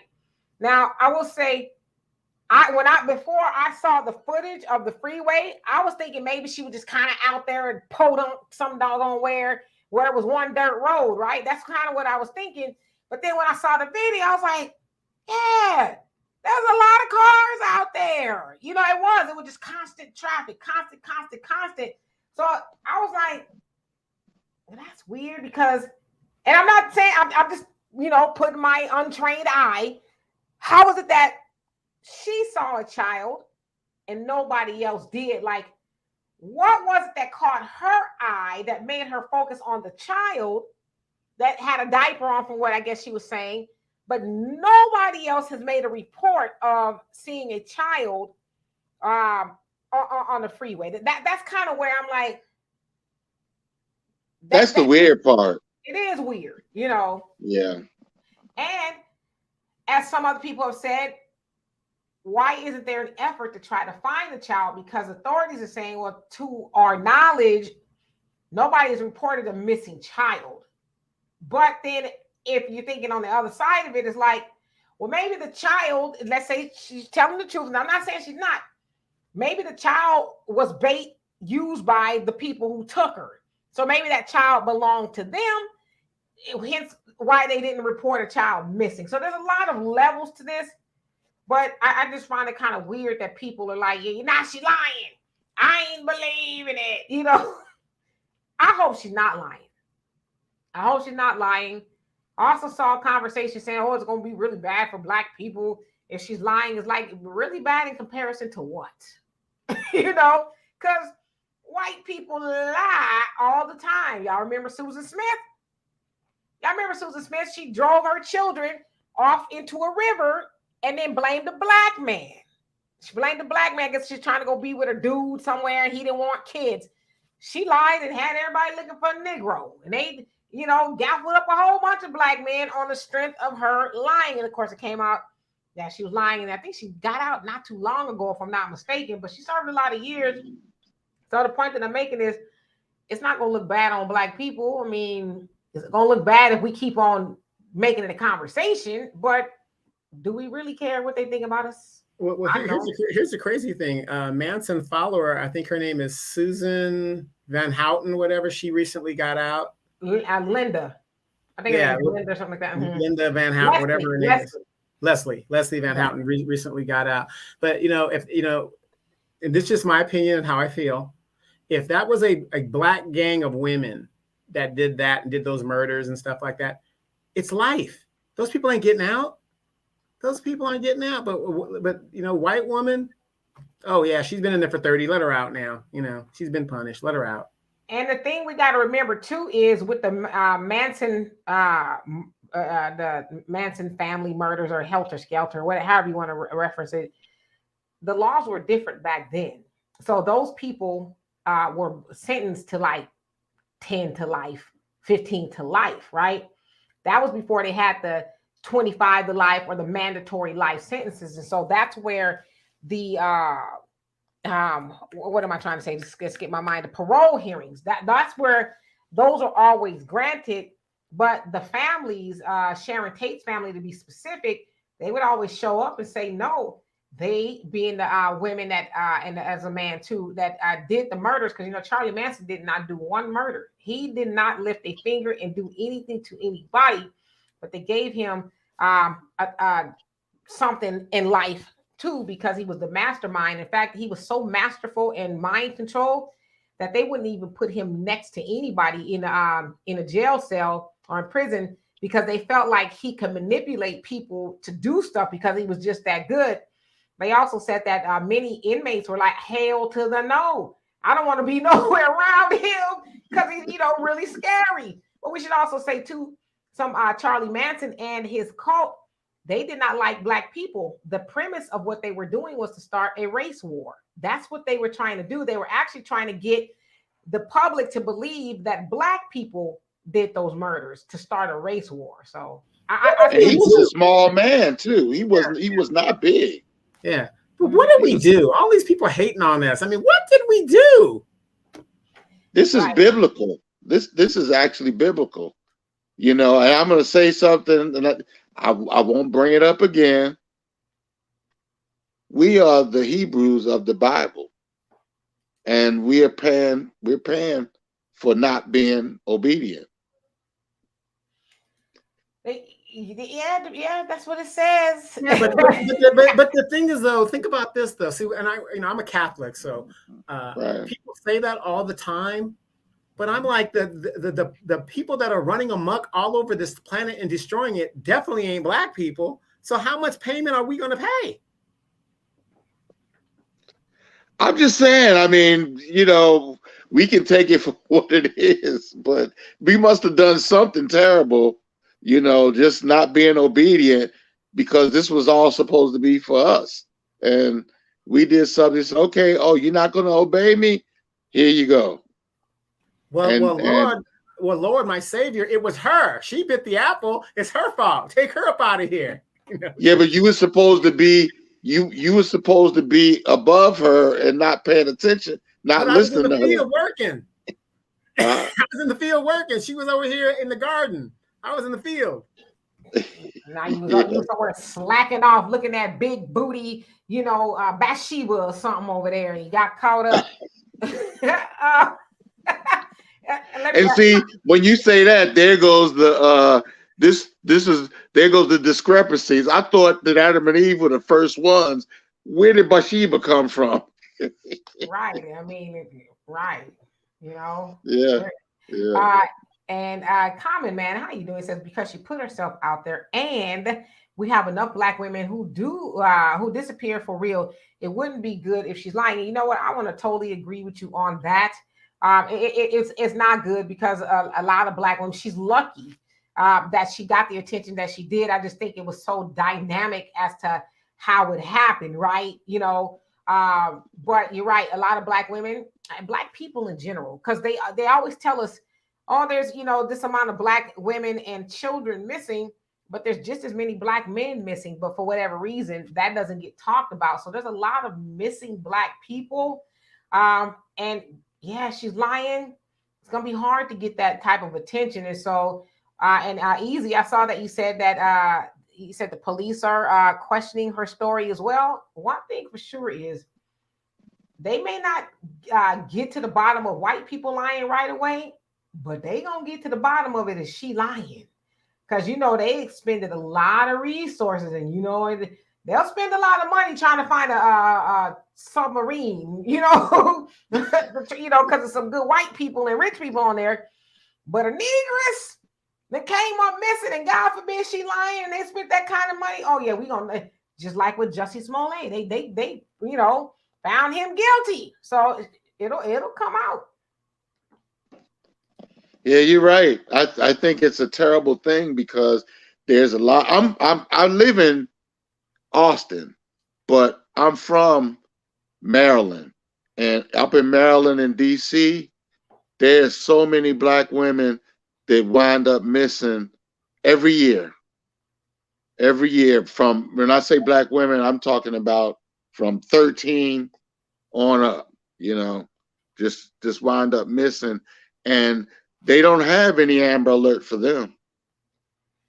Absolutely. And let me say this, Leotis, how are you doing? He says, see, the Carly Russell disappearance is a prime example of how we can turn on our own people, and the powers that be loves the fact that we could tear our own people and community down. Yeah, you're absolutely right. I think we should at least wait until they come with something, conclusive that, yep, she was telling the truth or she was not telling the truth. But all that discourse online, I don't believe her. It's like all of a sudden you got all these, private eyes out there who, they got the intel of whether she was telling the truth or not. It's like, just be quiet. Anita, how are you doing, beautiful? I'm Anita, doing well. How are you? Yes, Anita just had a birthday. She turned 28. Out there celebrating. What's on your mind? You gonna answer Donovan's question? Yes, I wanted you to answer this question because my apologies, it wasn't Ghana, it was Sierra Leone. She went out there last year. Now, Anita, you heard about the young lady that is in Abu Dhabi or Dubai. Sorry, not Abu Dhabi, Dubai, and she's been held because she was yelling in public and stuff. What is your take in regards to women traveling, especially as an American woman?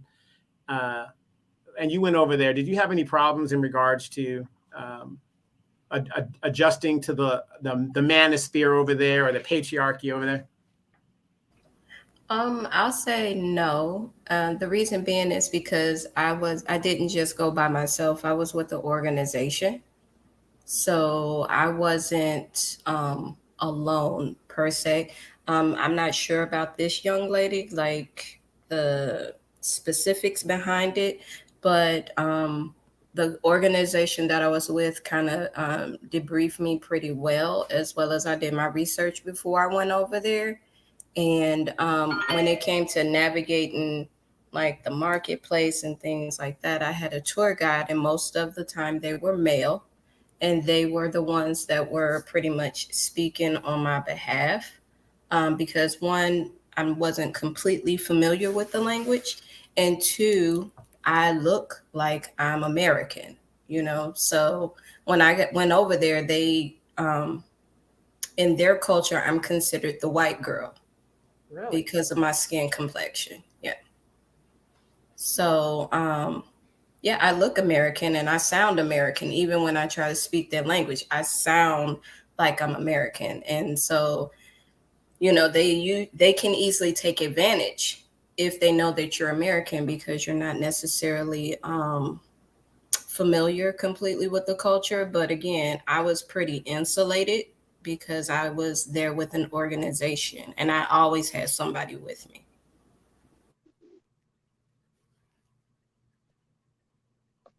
Have you heard of this incident with this young lady that's in Dubai and stuff? Because, number one, when I saw the video where she's talking about I'm going to be the first woman truck driver in Dubai, delusional.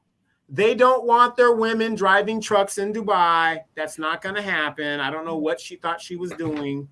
I've heard of the young lady, and I'm a little familiar with the culture because a previous employer that I worked with, they had recently opened a school in Saudi Arabia, and I had applied to work at that particular school. So I did a lot of research regarding the culture, as well as I talked to some people that were over there, and they're very, the women are very modest, even on the I don't want to call it a base, but the area where the Americans are.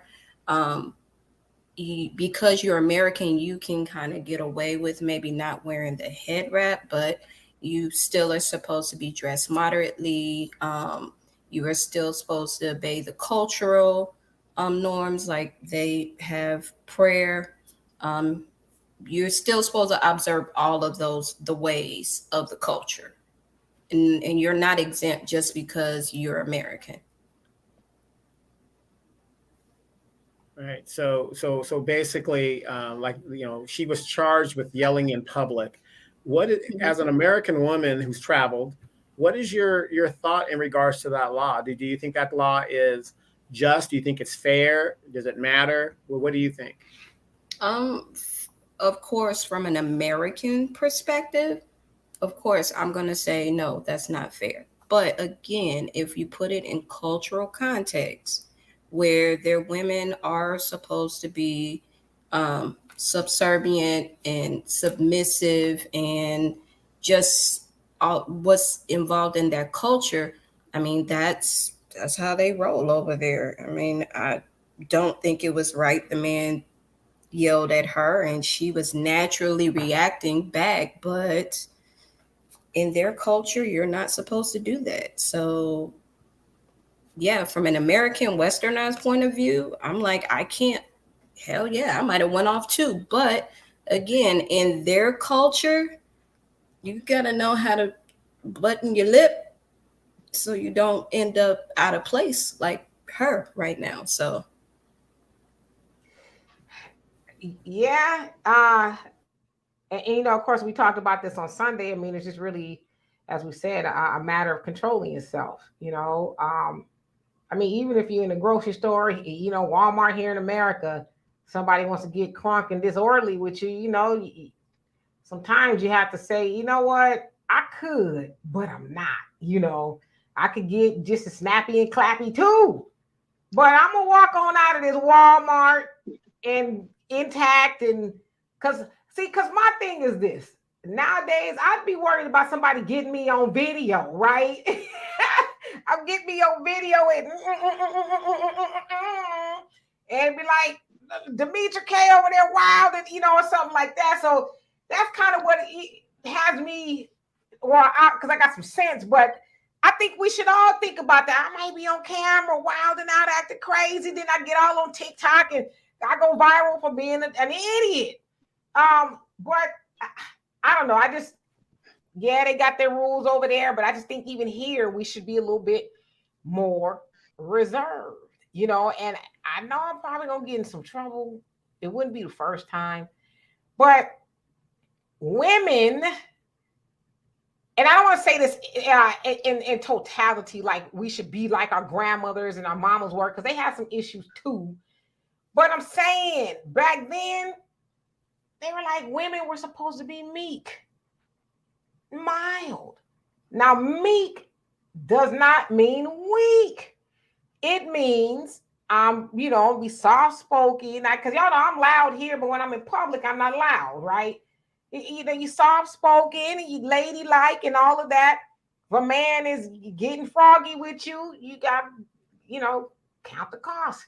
Okay? I don't know what kind of food this really is. I return the energy. He could do something to me. And, I'm a lady. If it's really that egregious what he's doing, let me go get my man. Let me get my daddy. Or what, depending on what it is, let me call the police, right? But especially in somebody else's country and something.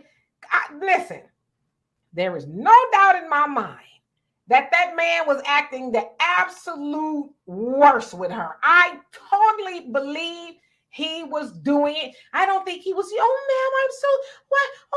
Oh, don't yell at me. I don't think he was doing that. I think he was, really probably talking to her crazy. But that's when she should have just counted the cost. He acted stupid. I ain't gonna go there with him because he got the upper hand here. And now that's having some Wehrenthal. Okay, before I travel to Dubai, what kind of laws are there that I might want to make sure, you know what I mean? Now, I don't know if anybody would have known that, but to me, it's common sense. Don't be out in public hollering and acting stupid. For the life of me, I hate to see anybody do it, but I really hate to see my sisters do it. I really hate that because it's like, what you're doing don't have a reflection on me because I don't know you, but it is a little bit embarrassing. And it's like, you don't know no better. Nobody taught you any differently. You know what I mean? So it again, as I said, being quiet don't mean you're wrong. It just means you button my lip. Right, and then let me follow up, Dimitri. You put up a video in regards to a performer. Ugly Red is her name. What's the girl's name? Sexy Red. Oh, okay. I don't even know. Sexy Red. Now, Anita, Anita's an old friend of the show and everything like that. Anita's been around a while, and she's an educator. And Anita, I'm going to ask you this. Dimitri put up a video in regards to Ugly Red. Was invited to a school and performed. Do you know who Sexy Red is? I heard of her. She's the girl that I guess famous the girl for the at song. BET that showed her. Yeah, Pound Town. She's famous for that song. Mm-hmm. And I believe she performed Pound Town at the school. Now, as an educator and a teacher, what is your thoughts on that? Oh, and let me just say before she gets so. I saw different stories that she didn't actually do it, and I saw some that she did do it. So it's kind of this year. Okay. Nevertheless, she went into that school, flipped the bird, and was scantily clad at a high school or whatever. So go ahead. Honestly, she kind of goes against everything that you try to teach in school about being decent, about being decent, being articulate. But it's just it's one of those things. Like she's like, again, she goes against everything that every educator probably teaches in school. Number one. Number two, why was she allowed to even come to the school to perform? I mean, that's just my thoughts. Like, I don't agree with it. I don't think there's a time and place for it. School isn't one of them. The kind of stuff that we're teaching our children. So it's kind of crazy. Like, you can't expect them to, try to set them up for success for some educators, and then, oh, well, yeah, let's go. And, you allow her in here. And it's kind of, I guess, again, when I was in school, when we had guests, when we had people that came to visit the school, they were supposed to be somewhat inspirational, some people that you want to look up to be like. And I guess if that's, I hate to say it, if that's what they want our kids to growing up as, unfortunately, it's because the administration had to approve it. The superintendent had to approve it. Yes, indeed. Black America, what? I'm just playing. How you doing? I come to bring you some smoke again. I'm sorry. You have been hurting my heart. I don't know what's going on with you. You're hurting me. So now you want us to believe that this girl went over there and and that the man was talking to her and was cutting up, and she wasn't cutting up. Or No, no, no. she That's just not what. she just gave him back. So that's not what I said. I said there's no doubt in my mind, and again, of course, I wasn't there. So I'm just saying I strongly believe he was doing the most, right? Because it happens, especially with a lot of men from other countries, especially when it comes to women. I've had that encounter.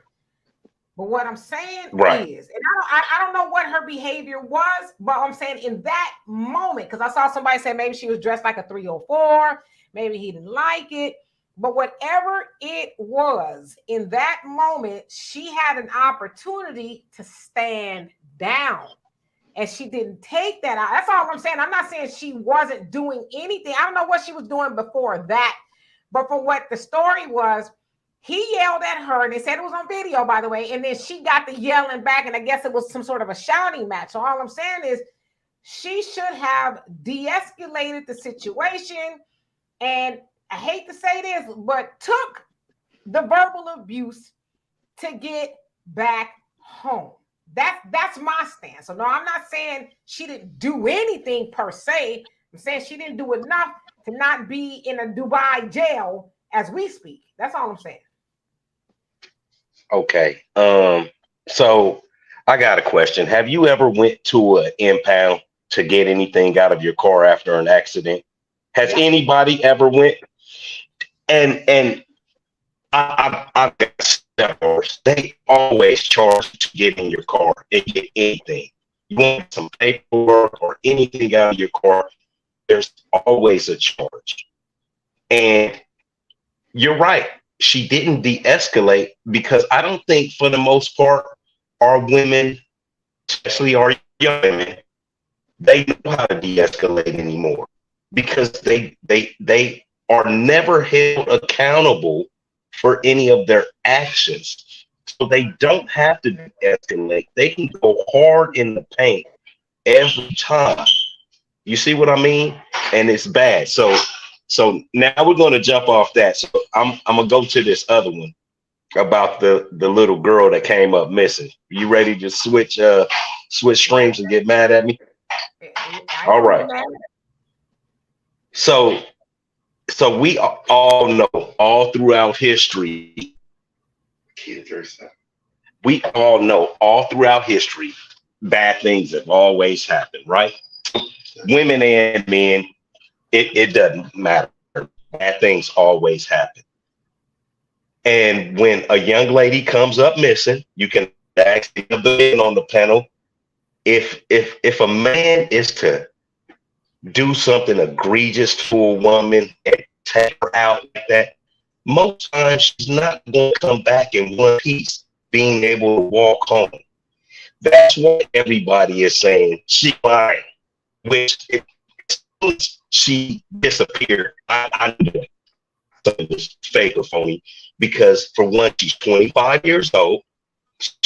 She's too old to try and turn into a trend. Okay, she's too old, too smart. Brother Black America, you're kind of coming in and out, so I don't know if maybe you are in a bad area or you're on a speakerphone. Oh, you can't hear me? We can hear you much better now. Okay. She's too old for anybody to let's say kidnap and do anything with. She's way past the age of somebody actually trying to turn her out or turn her into something.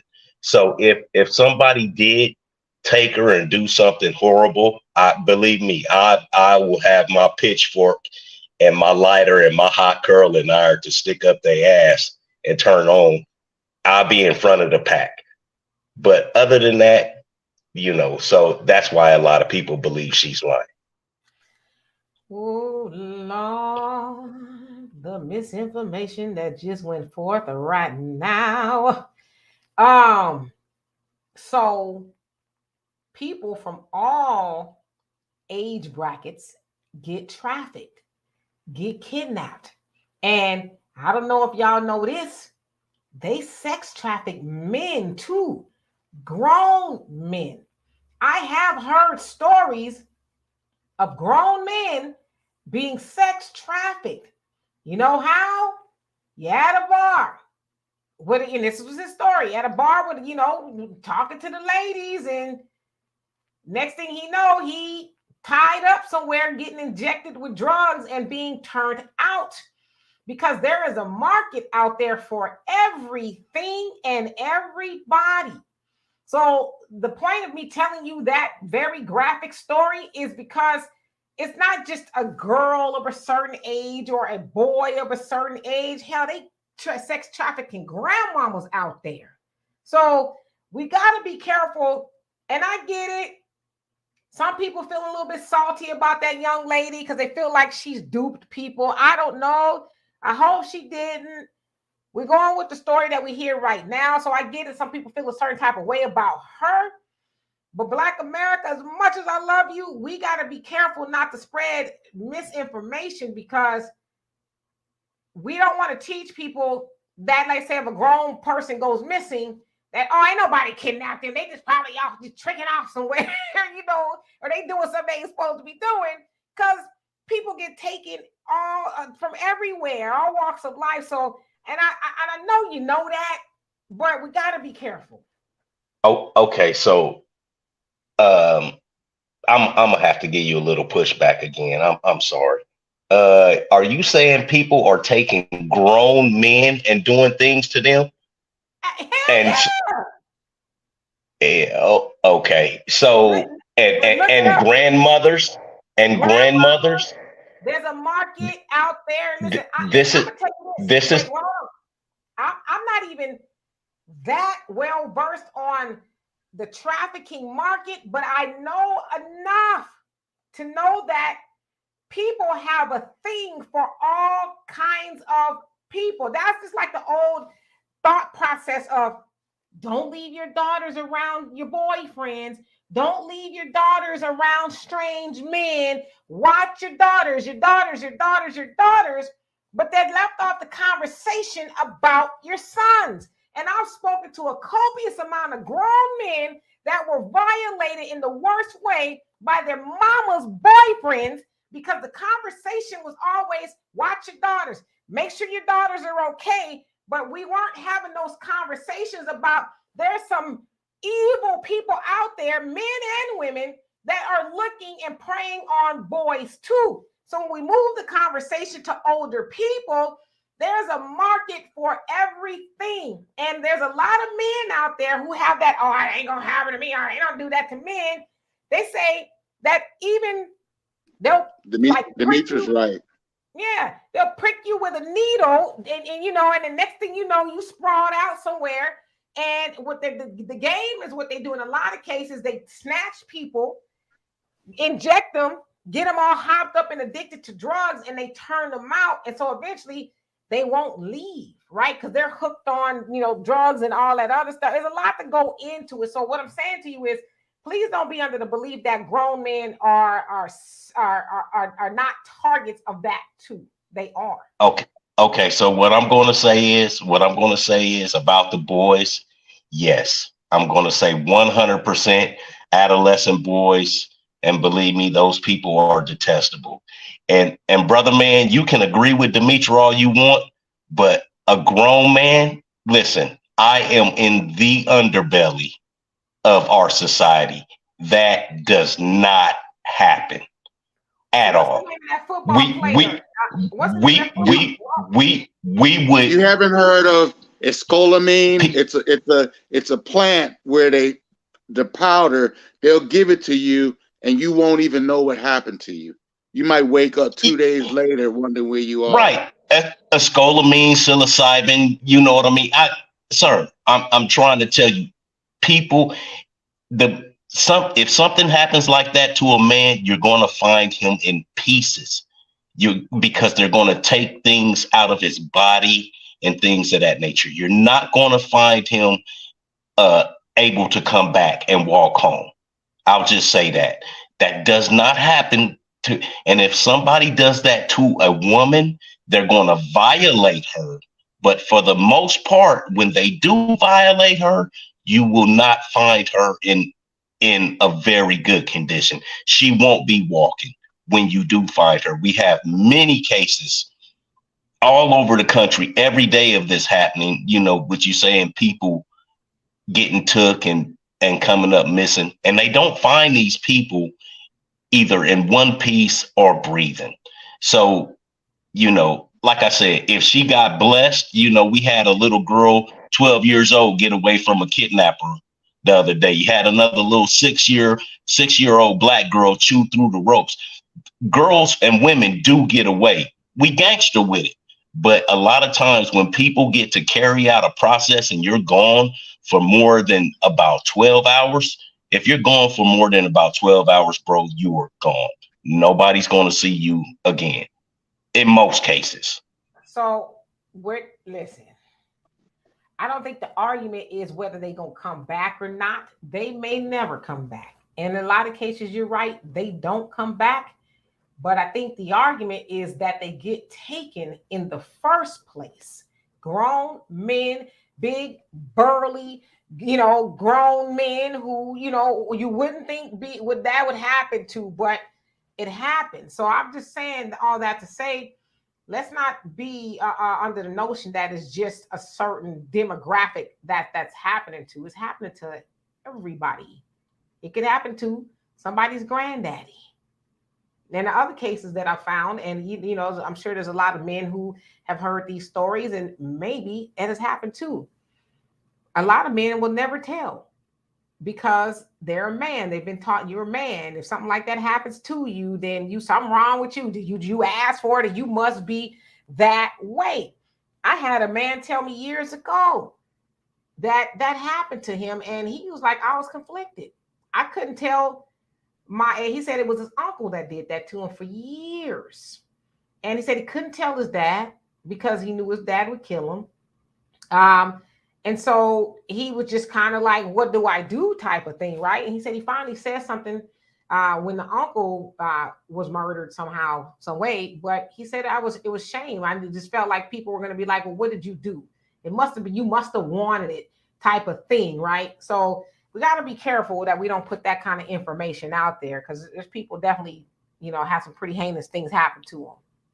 Cardi B admitted to drugging men and having them raped by other men. And none of these men reported what she did. And why? And then mostly they probably never would, right? Like, oh, come on, bro, that's a lie. Let's stop that. Let's stop that right there. That's not. No, she said she drugged them and robbed them, not raped them. Come on, bro. You got, like I said. As well, Black America. I've heard that story as well. She drugged them and robbed them, but she also admitted that she drugged them and left them with a trans man to deal with them. She said that came out of her mouth. I've heard it. Yeah, I've heard it. So. Whew. And I'm reading you guys' comments, so I don't want y'all to think that I'm ignoring you. CBE says there have been numerous accounts of people escaping kidnapping of all ranges, people that have been held captive for years, decades, even as you're saying you live, work in the underbelly, right? We see stories all the time of people who got gaffled up for 30 years and then finally they escape. And then they could tell their story. Y'all remember the story of Steven Stainer? It was a story like back in the 80s. I need a story back in the 80s. Is a little white boy that was missing. He was kidnapped years and years and years. Nobody knew where he was. And some man, you know, I don't think they probably live in a different city or whatever. Some man took him. And, you know, did whatever he wanted to do to him for years. And finally, somehow he escaped and his people found him, you know, thinking that they thought maybe he was gone for good. And then he, you know, surfaced one day, you know, unfortunately, you know, died. I think he got hit by a car or something crazy. And when he was an adult. But we have to go back to that. That was a child. Like I said, an adolescent. You know what? Find me a story. Or I'm going to look for it tonight. Find me a story of a grown man that has been kidnapped and resurfaced. That wasn't for a ransom, behind some drugs, behind messing with somebody's wife or something like that. Find me that story. You trolling us? Are you trolling? I'm. You know I'm not no troll. You the only one I've ever showed my face to. You know I'm not a troll. Find me the story of a man. I just don't. Adolescent male, yes. R. Kelly, I understand it. It even happened to a male in my family. And so, yes, I believe that wholeheartedly. I'm talking about a grown man. Find me a story of a grown man, an old man that has been kidnapped and turned out and then set free. The crazy part about what you asking is probably a Google search away. It probably really is. I bet you somebody right now could Google and find 10 stories at least of the same exact scenario that you just presented to be false.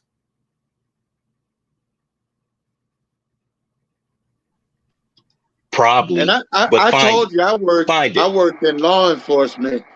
I've witnessed that it's happened. I'm not going to Google search it and try to find examples. You don't have to believe me, but trust me, it happens. You don't have to believe it, you know. And Sun Kisser makes a good point. Your ancestors, that happened too. You know what I mean? So it's like, I hear what you're saying. In a perfect world, that doesn't happen to me. In a perfect world, we never return back to Africa. There is no return. There's no coming back from certain things. That's what I'm telling you. You know what? I'm gonna look for a story. I'm gonna look for it. I'm gonna go through the archives and see what I can dig up tonight. And when you come back and report your findings, Kunta Kinte. Brother, we talking about real people. I'm trolling now. I'm sorry. We ain't talking about something fictional. I'm talking about because I'm on the streets. Did you just say fictional? Okay. Yeah, yeah. Oh, you believe that Roots was a real story? And let me say this, since y'all brought up Roots, we about to get out of here too. But yeah, Roots is considered to probably be not real. In fact, Alex Haley was sued for plagiarism by a white man, and the white man won in a court of law because it was found that, from what they said, that Alex Haley did plagiarize the story of Roots. Should also be known that Alex Haley was worked for the FBI or CIA or something like that. So then you think about the autobiography as told by Alex Haley of Malcolm X, then you question some of the things that was in that book as well. So I say it all that to say, Alex Haley was found to be plagiarizing, and he had some questionable background. So Roots was probably not real. But it made for good television, I guess. I admitted I was trolling. I'm sorry. That's okay. And we love you nevertheless. That's okay, Anita. We love and appreciate you for coming on here. So anyway, y'all, we're gonna get out of here and go take a break, right? So we love it. Thank you for allowing me up here. I love you guys and I have a good time. Always. Thank you. Come back and see us. All right, thank you guys. I'll see you tomorrow. I'm gonna look for kidnapped, raped grown men over 25 tonight and see what I come up with. Besides what someone on the street might, like I said, it happens for certain reasons that things like that happen. But most of the time, you won't find those people in one piece or standing upright after something like that happens. And so I'm gonna do you. I'm a research with you. See if I can find something. Well, I'm telling you guys this: be very, very careful, because according to Shirley Strawberry's husband, he didn't know how that little piece of picture got on his computer. Now he's got a charge for. Right. Yeah. So anyway, better be careful. Oh yeah, we're gonna be careful. We love and appreciate every last one of y'all. We will be back tomorrow with Walter. Wealth Wednesdays with Walter. It's always a riot. If you guys want to donate to the channel, please do so. We love and appreciate you. Love and appreciate the members. Everybody who likes, subscribes, and donates, and everything that you do. We cannot do this show without you. So until tomorrow, peace.